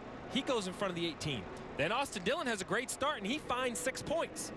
The 18 of Kyle Busch can still be on the outside looking in. So I know they have this strategy and all this math worked out, but we've already seen how crazy these finishes are. I'm not sure they want to start counting points yet. It might be time for that 18 to move up a little bit and guarantee himself a spot. Let's hear from the 3 crew chief. We go to Dave. That is Slugger Labby. Slugger, what have you seen out of your car recently, and how many does he have to get here at the end? Well, we're one spot behind the 11 right now. We had a good restart. We were running 8th, and 88 got dumped or something happened to him. So it's the nail biter, man. It's Talladega, and it's going to come down to 1 point or maybe 2. So hopefully Austin gets a good restart and the bottom line moves. That's it. You know, it's crazy to think that we've gone all this way and it's going to come down to 1 point. But I'm glad we stayed out early, led a lap. That helped us out tremendously. But the American Ethanol Chevrolet has been good. It's got to be really good right now. And watching this is like what for you? I have no hair left. It's falling out quickly. I'm too old for this stuff. You know, I'm 48 years old, and I just can't wait for this to be over in 5 minutes. He has commanded a good chase so far. Now it's up to his driver to finish it off to get into the final round, guys. And it sounds to me like he's predicting that it could be over in 5 minutes. We could go another overtime. Right. Yeah, I'm not so sure it's going to be over in 5 minutes, but, you know, this is stressful for the drivers and the crew chief. Somebody we haven't talked about, Brian Scott. Right. With 3 to go on the front row with a chance to win his very first race. We're talking about all these guys with the chase scenarios, but here's a guy that has never won a Sprint Cup race, has an opportunity. His best finish is 12th. 12th. And he has a chance to win a Cup race. Close to winning his first Cup Series race. Could it happen at Talladega? 10 other drivers have done that before, getting their only Sprint Cup win at this track. Well, you heard Slugger Labby mention that they were starting in the bottom, and they need the bottom to get a good start because Denny Hamlin's starting on the outside. Austin Dillon's starting on the inside. While Dillon is a few rows back, it can be something as simple as which line gets the momentum through 1 and 2 and down the backstretch. Now, Dillon, unfortunately, might be pinned against the apron. The 11 may have options, but will it have enough energy to get there? We're in overtime, sponsored by Credit One Bank. What does that mean? That means that once they take the green flag, if the leader is able to make it all the way around to the overtime line, which is 2/3 of the way down the backstretch, before a caution comes out, it will be an official restart, and the race will be concluded by the next flag that comes out. 2 by 2 through the restart zone. Joey Logano on the inside, Brian Scott on the outside. Kevin Harvick doing a really nice job of pushing Logano. It's exactly what Logano needs. Now he's clear, Scott. The inside line is rolling just a little bit quicker. Inches separate these cars. All the way up the racetrack they go. Now Logano can just block. He's cleared the 4 car, got off of his rear front bumper. Now he can just block whichever lane is coming. Here they come to the overtime line. They make it to the overtime line without a caution coming out. It's an official restart, and officially this race can conclude with the next flag. Now they fight for position, fight for the win. Brian Scott running second. Joey Logano with the lead. Denny Hamlin running third. With that position, he's currently in the top 8 and could advance to the round of 8. White flag in the air. One more time around. You mentioned it, Steve. The 11 car sitting there running in third. He's in the bottom lane. Austin Dillon, he just moved to the bottom lane. He's way back in 12th, but he went to the bottom. Let's see which lane moves forward. How aggressive does Brian Scott be? How aggressive can he be trying to win his first race? A huge gap between the 22 and the 44 as they enter turn 3 for the final time. Up the racetrack, the 22 goes, blocking the 44. Coming out of turn 4. A long ways back to the checkered flag. 3 and 4 wide, fighting for position. Joey Logano through the tri-oval. Logano wins at Talladega.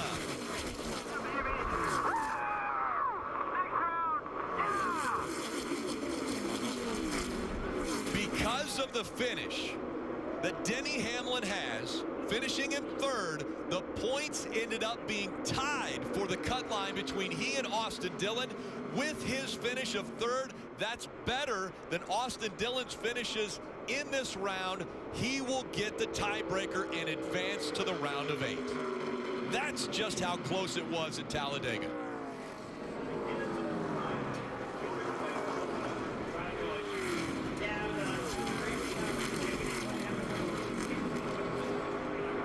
Joey Logano is going to celebrate once again. A year ago, he was able to win this race before overtime had ever been thought of and put into place. He won it by about a foot over Dale Earnhardt Jr. Now he wins it convincingly. Joey Logano will make it into the round of 8 and have a shot at the championship. And once again, this chase scenario has brought out the best in a race team. Joey Logano came in here tied with Austin Dillon. Who was going to find a way to get the win? Who was going to do what they needed to do to move forward? Joey Logano and his team, almost in a must-win situation, finds a way to win the race. Joey Logano celebrating at Talladega SuperSpeedway. This moment presented by Sunoco. Fueling victories all season long.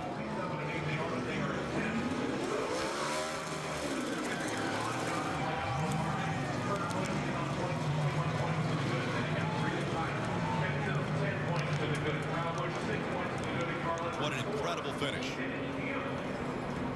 It took overtime to determine that Kurt Busch, Matt Kenseth, Kyle Busch, Carl Edwards, Denny Hamlin, all in the top 8 in the chase points. Their championship hopes still alive. And Logano's going to continue to celebrate.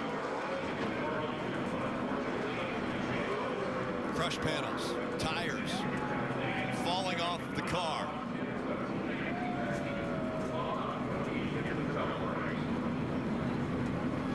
You win and you advance. And that's what Joey Logano ended up doing today.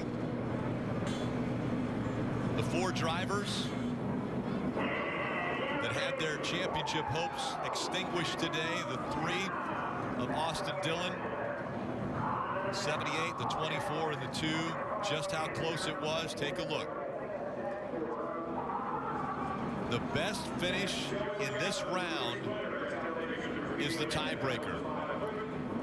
And you look at this finish by Denny Hamlin today, the 3rd place finish was the tiebreaker, and that is why he will advance. Rick, we talked about where the start-finish line is. This is coming off turn 4. You see Austin Dillon back about 6 cars from Denny Hamlin right here. I thought Denny Hamlin gave it away.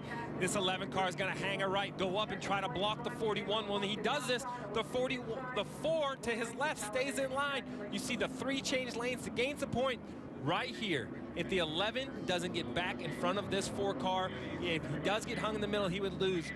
That block on the 4 of Kevin Harvick right there basically advanced the 11 in to the round of 8.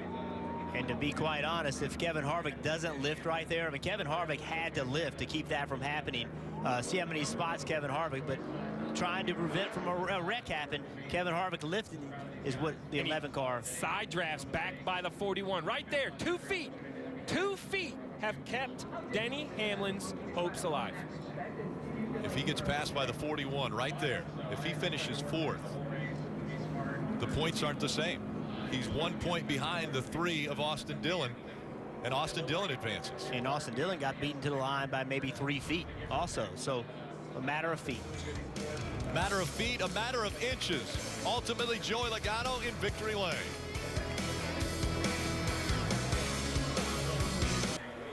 Back at Talladega, victory lane at Talladega, and Joey Logano is going to come out of the top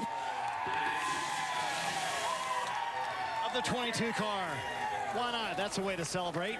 Let's see this dismount. Now you got to get out of there. Clutch win for this race team all week long. He said he was looking forward to this race, and now we know why. Joey, when you were dragging a jack around the racetrack, did you think that this might not be your day and you might not end up here in victory lane? Plenty early enough in the day that that mistake happened, and no one got worked up. Everyone stayed focused in on their job, and man, it feels good to win on a clutch moment like that.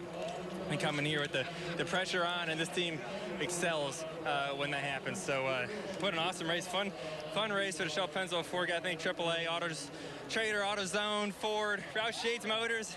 I think we ran like a chant today. SKS Snap-on, Coca-Cola and Wheels Up. What a great day, man. That was awesome. It feels so good to win here, because you never know you have it to the end. But how about Brian Scott there doing a couple 4s there, racing for the win? That was pretty cool. You had so much to overcome today, Joey. Not only the issue early on, but then debris on the grill, and then those final few restarts. Walk me through the last one with the push from the 4 and how key that was.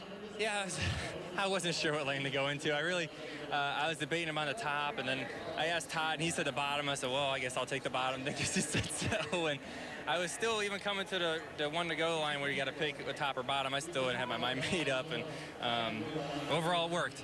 Kevin did a great job pushing me out to get clear and then be able to block the 44 there and be able to stay out front. So we're going to the next round.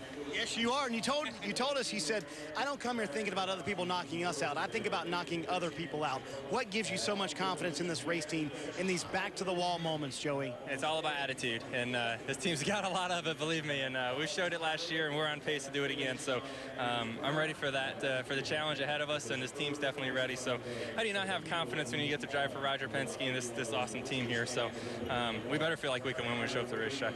But you won't have your teammate Brad Keslowski in the next round. What a tough way out for those guys. Were you worried about your motor at that point, Joey? I heard he had debris on the nose. I know Blaney did a good job getting it off for him, but apparently it was just too late. So it's unfortunate for him. I think he had the fastest car by a long shot. So what a great car he had, but unfortunately, you know, it happens as a leader. There's a lot of garbage flying around. You're the first one by it, so you end up picking some of it up, and we did as well, just not as much. As you said, you're on to the next round, Joey. Yes. Yeah. A little bit to celebrate for Joey Logano and this 22 team. Almost in a must-win situation. They pull it off, Rick. And time for the Coca-Cola winning moment for Joey Logano. You think about his day. The jack stuck underneath the 22. When they drop the jack, they can't hold on to it. Equipment leaving the pit box. It stays with him all the way around the track. So they bring in a new jack. Then the problems continue. Debris on the front of the car. The temperature starting to rise. But in the end, it was Joey Logano with a great restart. Able to block, stay out front, and back to victory lane. Won this race a year ago, and once again, he will advance to the round of 8.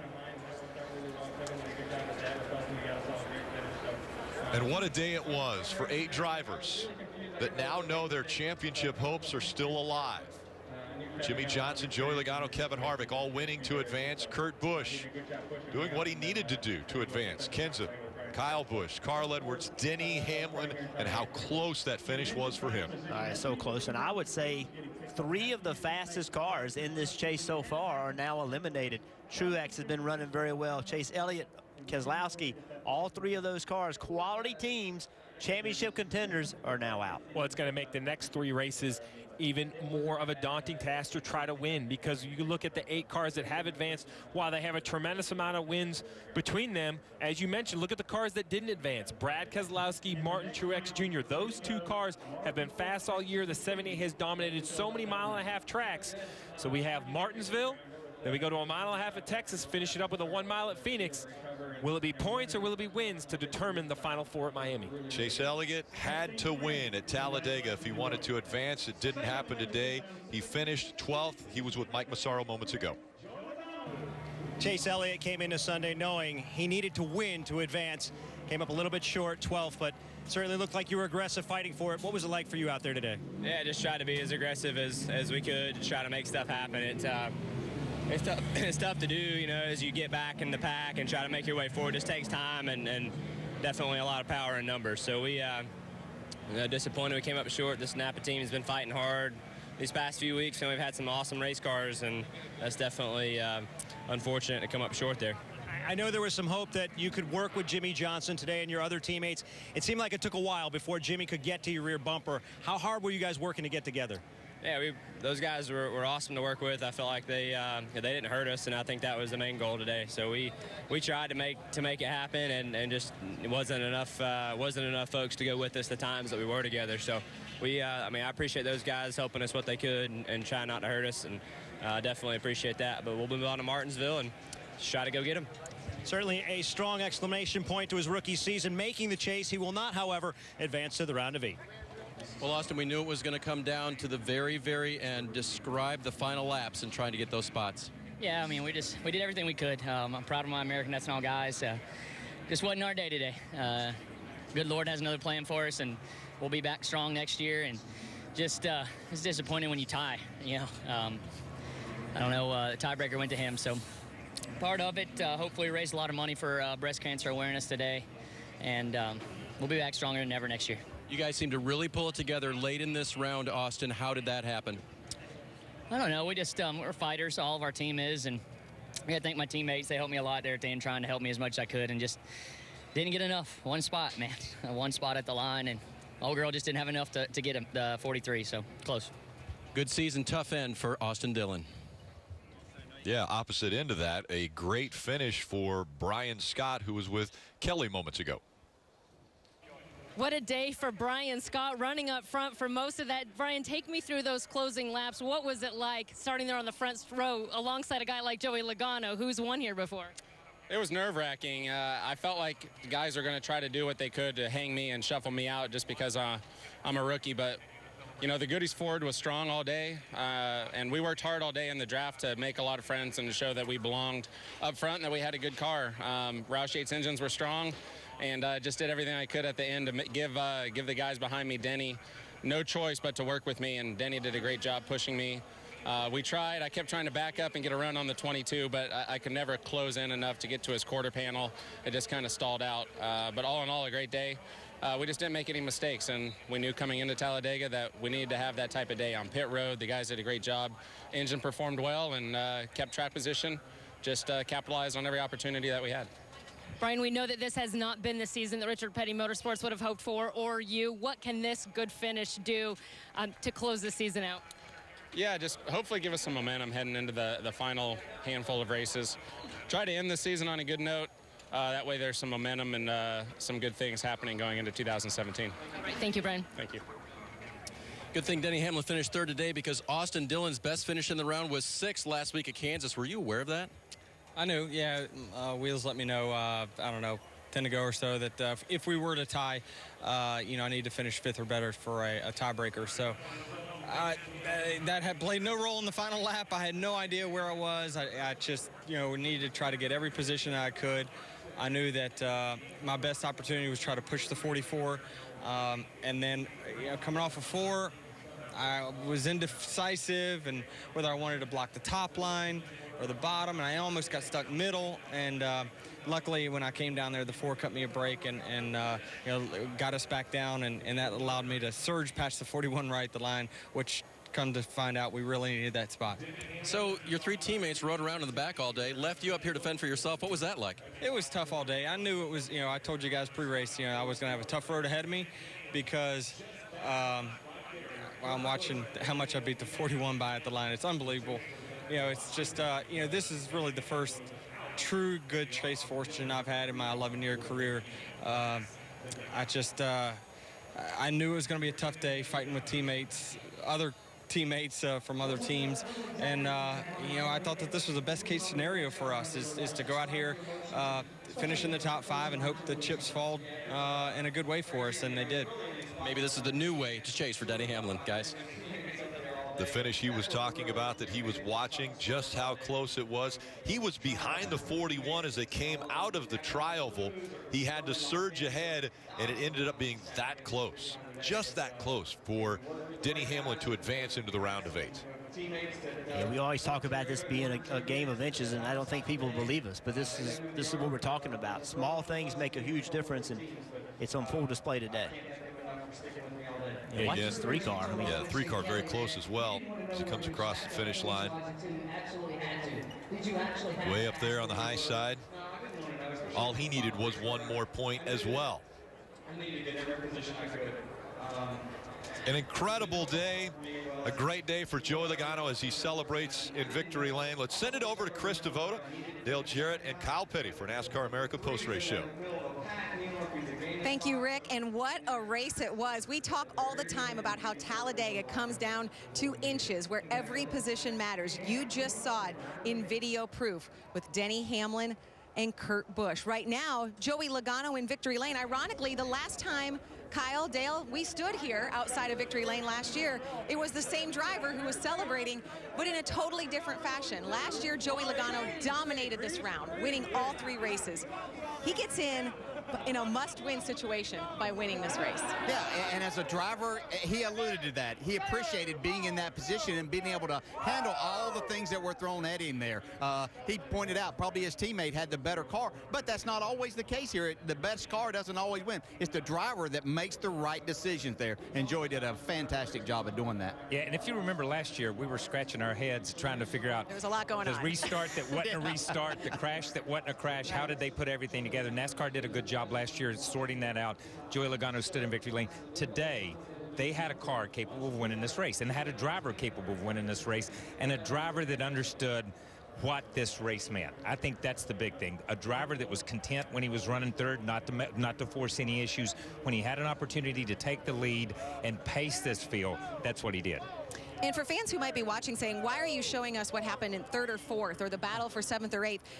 The math, that's what it all came down to for drivers like Austin Dillon and Denny Hamlin. Yeah, we talked this year about how this might be the most competitive 16 as they started that we've seen. Right there we saw in the 2nd round, this is how much, right there, less than 2 feet that Denny Hamlin has moved into the round of 8 instead of Austin Dillon. And I think that just points out to what we've been talking about, how competitive this is. And the best thing about the day, it was a great day of racing all the way around, but we had no huge crash. These drivers just fought it out to the end, and that was outstanding to see. Yeah, today we saw a race. Drivers, we saw strategy. We saw them pick the inside line, the outside line.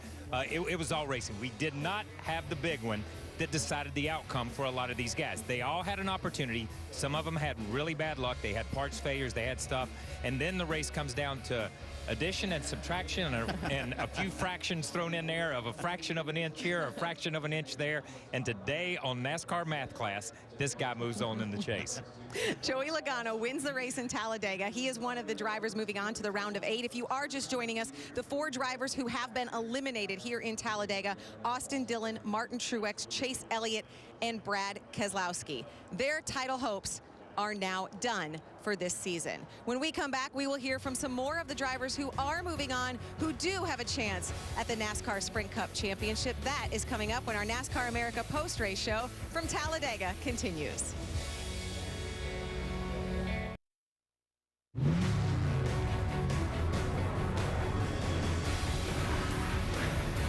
to the NASCAR America post-race show presented by Advance Auto Parts.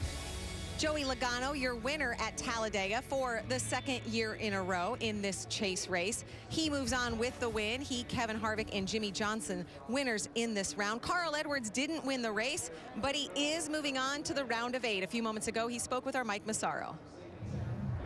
Strategy, strategy, strategy. That was the word of the day for Joe Gibbs Racing. Carl Edwards, what was it like hanging out at the back throughout much of the afternoon? Stressful, stressful, stressful. That was, yeah, that was the other word of the day. I mean, you know, we don't like to race like that. That's, it's like Matt said, though. That's the hand you're dealt.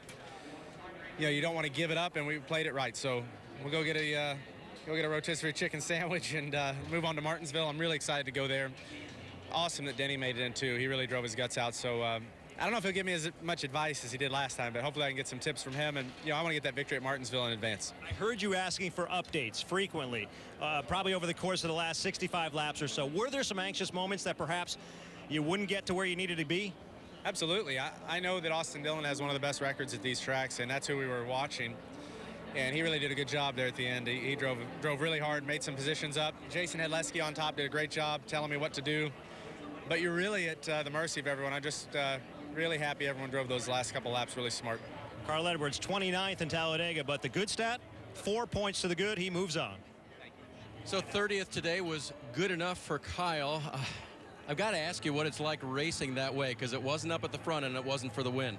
Yeah, it's frustrating, but you know, to have a dull day today, it's certainly going to make for a heck of a lot more exciting days later on down the road. So you got to look at it as you got to take the good with the bad sometimes, no different in that sort of scenario. And today was one of those having to ride around bad type days, but you know, the reward is being able to race on and go into the next round and have an opportunity to be able to go out there and race for a championship. So we feel really good about the next round too. You know, Martinsville we won in the spring, Texas we did, and you know, going to Phoenix we've gotten a lot better there as well too over the years and being able to finish in the top 10. So we'll reset our goals and what we need to do and what we need to accomplish here on out. But you know, for where we ran today, it didn't show anything about our Joe Gibbs Racing Snickers Camry. It was a really good car. Just, you know, wasn't the day that we needed to go up, be out there racing anybody or doing the things that some of those other guys were doing. So we made the most of our day with what we needed to do.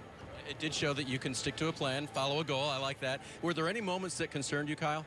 Yeah, a little bit. I mean, those last couple restarts, having to at least try to maintain a couple spots, pass a couple guys, and yet having all those guys racing up front for everything that it's worth, and you know, possibly getting somebody crossed up in front of us and you know, not being able to finish that way. But everybody did a really good job relatively, and we were able to make it to the end there. So again, we did all we needed to do today. That's all that matters. He's through, and 3 good tracks coming up for Kyle. Matt Kenseth was one of 3 Joe Gibbs Racing teams that hung at the back most of the day. It looked like a difficult strategy to execute in terms of having the patience to do it. Yeah, that's for sure. I mean, it goes against everything you ever want to do as a race car driver. You want to go up and try to win races. So I think it's just kind of an unintended consequence of the way that being a cutoff race and the way the chase works. You know, you can't afford to go up there and get wrecked and not have a chance to race for a championship. So it was just kind of the cards we were dealt, and we had to play them. I don't think any of us had any fun, and none of us enjoyed it. But it was just what we had to do to make sure we got to, you know, Martinsville and try to race 4 more weeks and hopefully have a shot at the 4 of us trying to race for a championship. Something you can enjoy is knowing you have advanced. So now you look at the 3 races coming up. How do you handicap yourself in terms of comparing yourself to the competition, perhaps becoming one of the championship 4? Man, good race cars, good race car drivers, good teams. You know, I think all 8 of them are very, very capable. You know, so nobody knows what's going to happen. That's why you gotta tune in to NBC and watch, because you just or better yet, buy a ticket and come and watch. But you just don't know what's going to happen. It's very unpredictable. I feel like certainly our team, we have the hardware we need to get it done, but we got to be able to, you know, do all the right things throughout the weekend. I don't think you can have any more mistakes the rest of the year, you know, with only 8 cars. Thanks for your time. All right, you're welcome. Matt Kenseth, one of the final 8 heading to Martinsville. And we appreciate the plug for NBC from Matt there in the interview. Here you see the chase standings again. Brad Keselowski, Chase Elliott, Martin Truex, and Austin Dillon, the 4 drivers who do not advance into the round of 8. You see Joey Logano jumps up to 2nd in the chase standings with the win today, and it smells like beer here at our victory lane. As soon as Joey walked out, we knew the 22 team had been celebrating right behind us, and rightfully so. Congratulations. What a day. Thank you. It was man, crazy. Typical Talladega, right? But there's so much more in your mind when, you know, this is the first time I ran Talladega in the chase and actually had a chance of being knocked out. So definitely a lot more on my mind throughout the race than a typical Talladega, but ultimately it worked out the same. So what a great car, great team. Everyone did their job, and it's nice to come to a racetrack when the pressure's on and be able to succeed under the pressure. That's something that means a lot.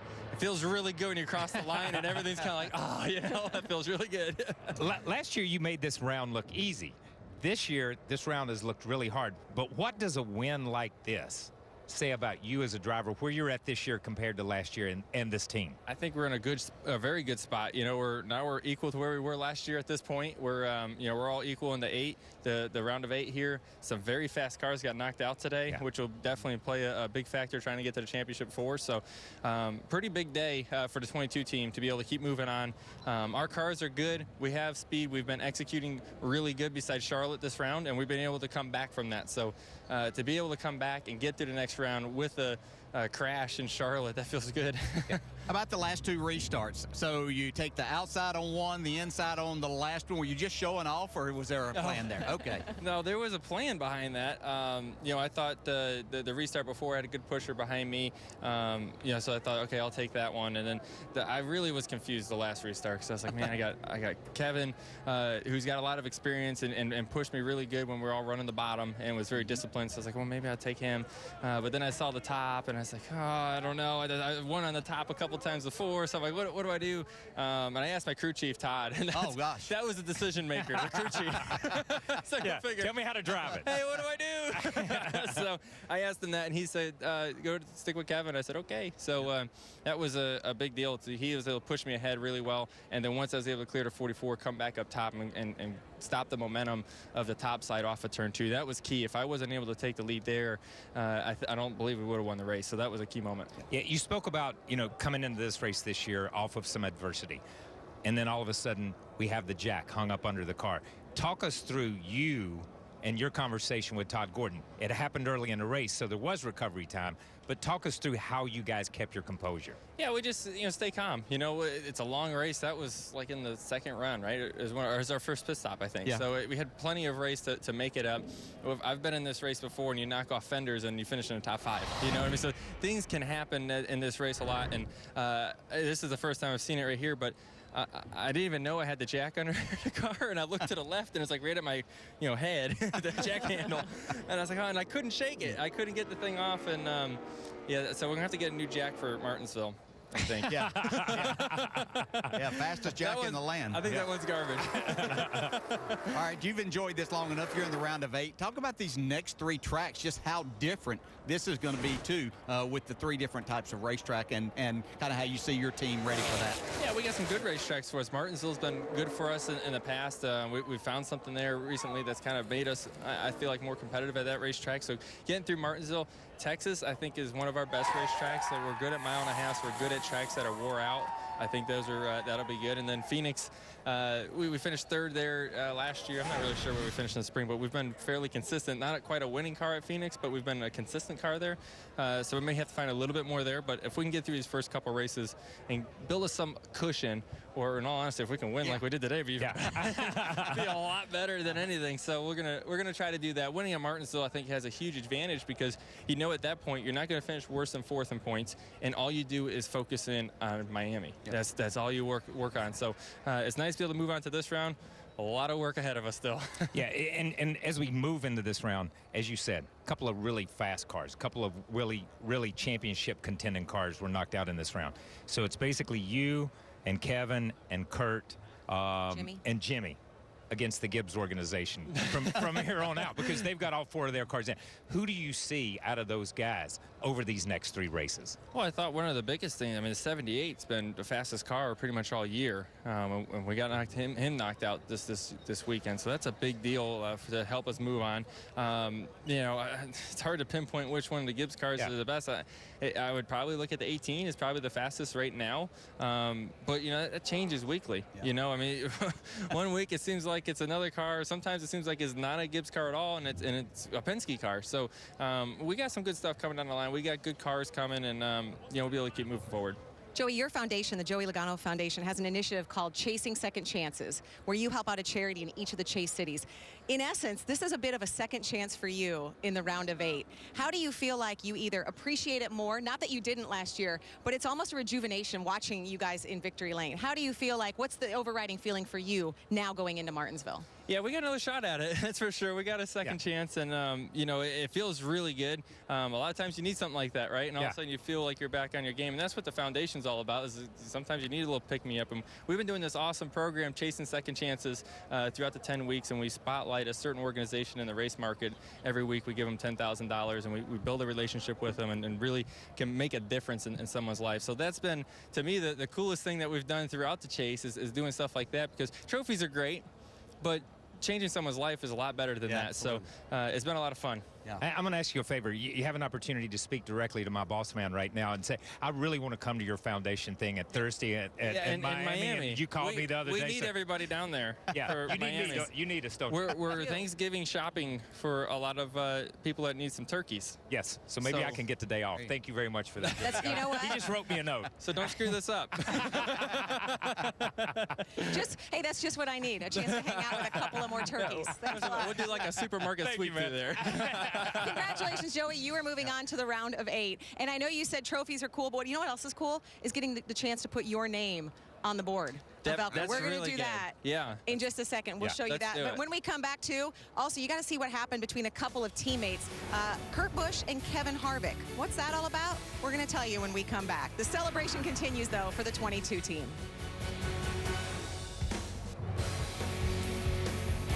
NASCAR America is brought to you by Advance Auto Parts. Let's get you back on the road.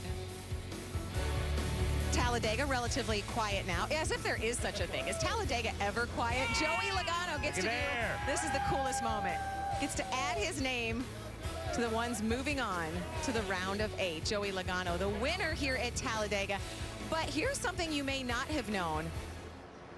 Stewart-Haas, 2 teammates moving on, right? Kevin Harvick and Kurt Busch. Yeah, last lap you see him draft a little bit of side drafting there going into turn 3, and then we see him coming out of turn 4 here. Yeah, we're watching the 4 and the 41. The 4 and the 41 back there, the 4th and 5th place cars side by side. They get together a little bit there, and this is on the cool down lap. And we see Kurt come over and just all but body slam him. These are teammates. Watch this. Oh. That's Kevin reaching into Kurt's car. That's Kevin. He goes over, and that's a massive fist pump right there, saying we did a good job. We both moved on to the next. No, Kevin was a little upset. And Kevin was upset because of what happened, and especially what happened on the cool-down lap. And Kevin has said it, and he said it on our show before. You've got to be selfish, and you've got to take everything you can do and make everything happen for yourself. And I don't think he appreciated what happened with Kurt. Well, Dave Burns spoke to Kevin just a few moments after the race. Let's hear what he said. Kevin Harvick comes home 7th this afternoon. Describe the final laps for us, Kevin, and then you had some discussion with your teammate afterwards. Yeah, final laps, I know, everybody's just pushing and shoving, and then clean the side of our car out after the checkered flag, so I don't really understand that. But all in all, our Jimmy John's Chevrolet did a great job and didn't have a scratch on it until then, so that's pretty good for Talladega. Did Kurt have any explanation for you? Not really. Team meeting later, maybe? Probably. Yeah, probably so. All right, Kevin Harvick, 7th today. Kurt Busch needed a 16th place finish. He did much better than that, coming away with a 4th place finish, easily through to the round of 8. Kurt, it looked like you were willing to just kind of ride things out for most of this race. Till the very end there, got a little bit of damage. What happened there in the closing minutes? Well, we were battling hard and had a great run. Our car just wanted to go to the front today. There was a few times I made a mistake and got shuffled back to about 15th or so, and then it would just work its way back up, and had good pit stops. That this effort today just felt like that total team effort on, hey, the pressure's here, but we're going to get stronger and better as this chase goes on. So we're really excited about this restrictor plate car heading to Daytona next spring. Looked like your teammate Kevin Harvick came up to you. What did he have to say to you? He has a misunderstanding of the call at the end of the race. He'll understand it, and I'm sure he'll clear it up in his interview. For us, we're great teammates. We're doing good together. We have to work together to beat all these other teams out there, and he knows that. All right, thanks, Kurt. So I guess the question now is they're both moving on to the round of 8. They're teammates. What happens from here on out, especially at a track like Martinsville? What happens, Dale? I had teammates, but I didn't they were great teammates, but that's not how we acted with each other. I don't know. That's going to be interesting. I mean, the dynamics inside there. Two great competitors, and this could be a total misunderstanding. And two drivers. We talk about how stressful this day is, and when you're at the end of it and you get across then, and something has happened there at the end, you want to go take care of it right then, because you've got a lot built up inside of you. So hopefully this is something that won't carry forward. You know, this is where Tony Stewart, the owner, probably needs to step in here and say, okay, guys, let's get this cleared up right now. Yeah, and somebody will step in. You see right here, this is the part after the race, and I think this was the part that Kevin said that he was upset with, was the part after the race, because he didn't feel like he had a scratch on his car.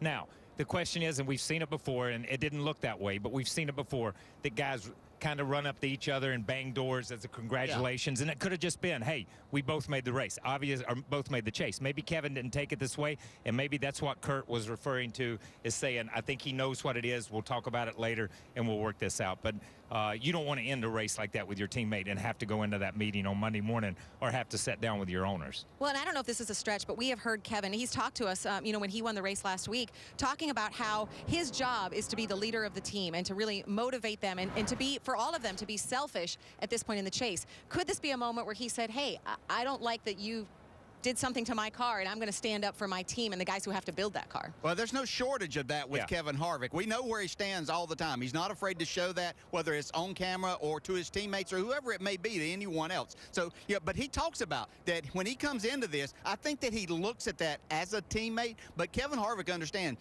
he's out there for Kevin Harvick and his race team, the Ford team, everybody that's associated with that right now. And this was a car that they were here experimenting with, getting ready for Daytona in February, and then, as he said, he kept it clean all day, and then Kurt did that. So I'm sure, hopefully it's just a misunderstanding that be put behind them, but we know where Kevin Harvick stands at all times. Yeah, and we do, and Kevin has been very vocal about it. Kevin comes to win a championship. Kevin has been the strong car. We talk about it week in and week out. You're going to have to go through Kevin Harvick and Rodney Childers to win this championship, and especially now that Talladega is behind us, and we're going places like Martinsville, and we're going to some of these other racetracks. So obviously Kevin, he's going to defend his team. He's going to defend the guys that work on it, and he's not going to take stuff off anybody at all. And I'm telling you, and Dale and I have both been in this situation. What you do to me during the race is one thing. What you do to me after the checkered flag falls and we start beating and banging, that's not on me. That goes back to my guys at the shop that have to put the car together. That's on somebody else, and I'm going to defend those guys too, just as Dale has. So Kevin did right in that. Yeah, and aside from that, Kurt Busch did a fantastic job all day. He had a job that he had to come here and do. He was not locked in by any stretch, but he had a great car. He knew what to do with it all day. When he got in difficult situations, he backed out of it right then and made his way back forward. So he did an outstanding job. I'm sure that they both wish that wouldn't have happened right there because there's always cameras everywhere now. We've got them. Maybe they just wish we didn't catch it on film. Yeah, that's Well, and you saw in that interview Kurt wearing the Chicago Cubs hat. He's a big Chicago Cubs fan. Of course, the Cubs moving on to the World Series. Kurt Busch, one of the 8 drivers moving on to the round of 8. Joey Logano, the other. Look at what, talk about that celebration coming out the top of the car in victory lane. When we come back, we'll hear from those who are not moving on. And speaking of, let's take a look at today's Advanced Auto Parts back on the road moment. Yes, Joey Logano wins the race. Great second place finish for Brian Scott. But look at this. I've been told that is 6/1000ths of a second, the difference between Denny Hamlin and Kurt Busch. So Denny Hamlin finishes 3rd. That gives him 1 more point, 1 position. He and Austin Dillon end up tied in the chase standings. But with the tiebreaker, because Denny Hamlin had the better finish in this round, Denny Hamlin moves on. Austin Dillon's championship hopes are done. There you see the difference. Let's hear from Austin Dillon, who spoke a few moments ago in the media center. Perfect storm, kind of. It was working out really good in the middle of the race when 78-2 kind of fell out, and then you know, we made it to where we needed to with just a green-white checkered, and we're up there in the pack and teammates behind us, and we weren't able to pull it off, but it was close, and I got to thank the teammates that helped me out, though.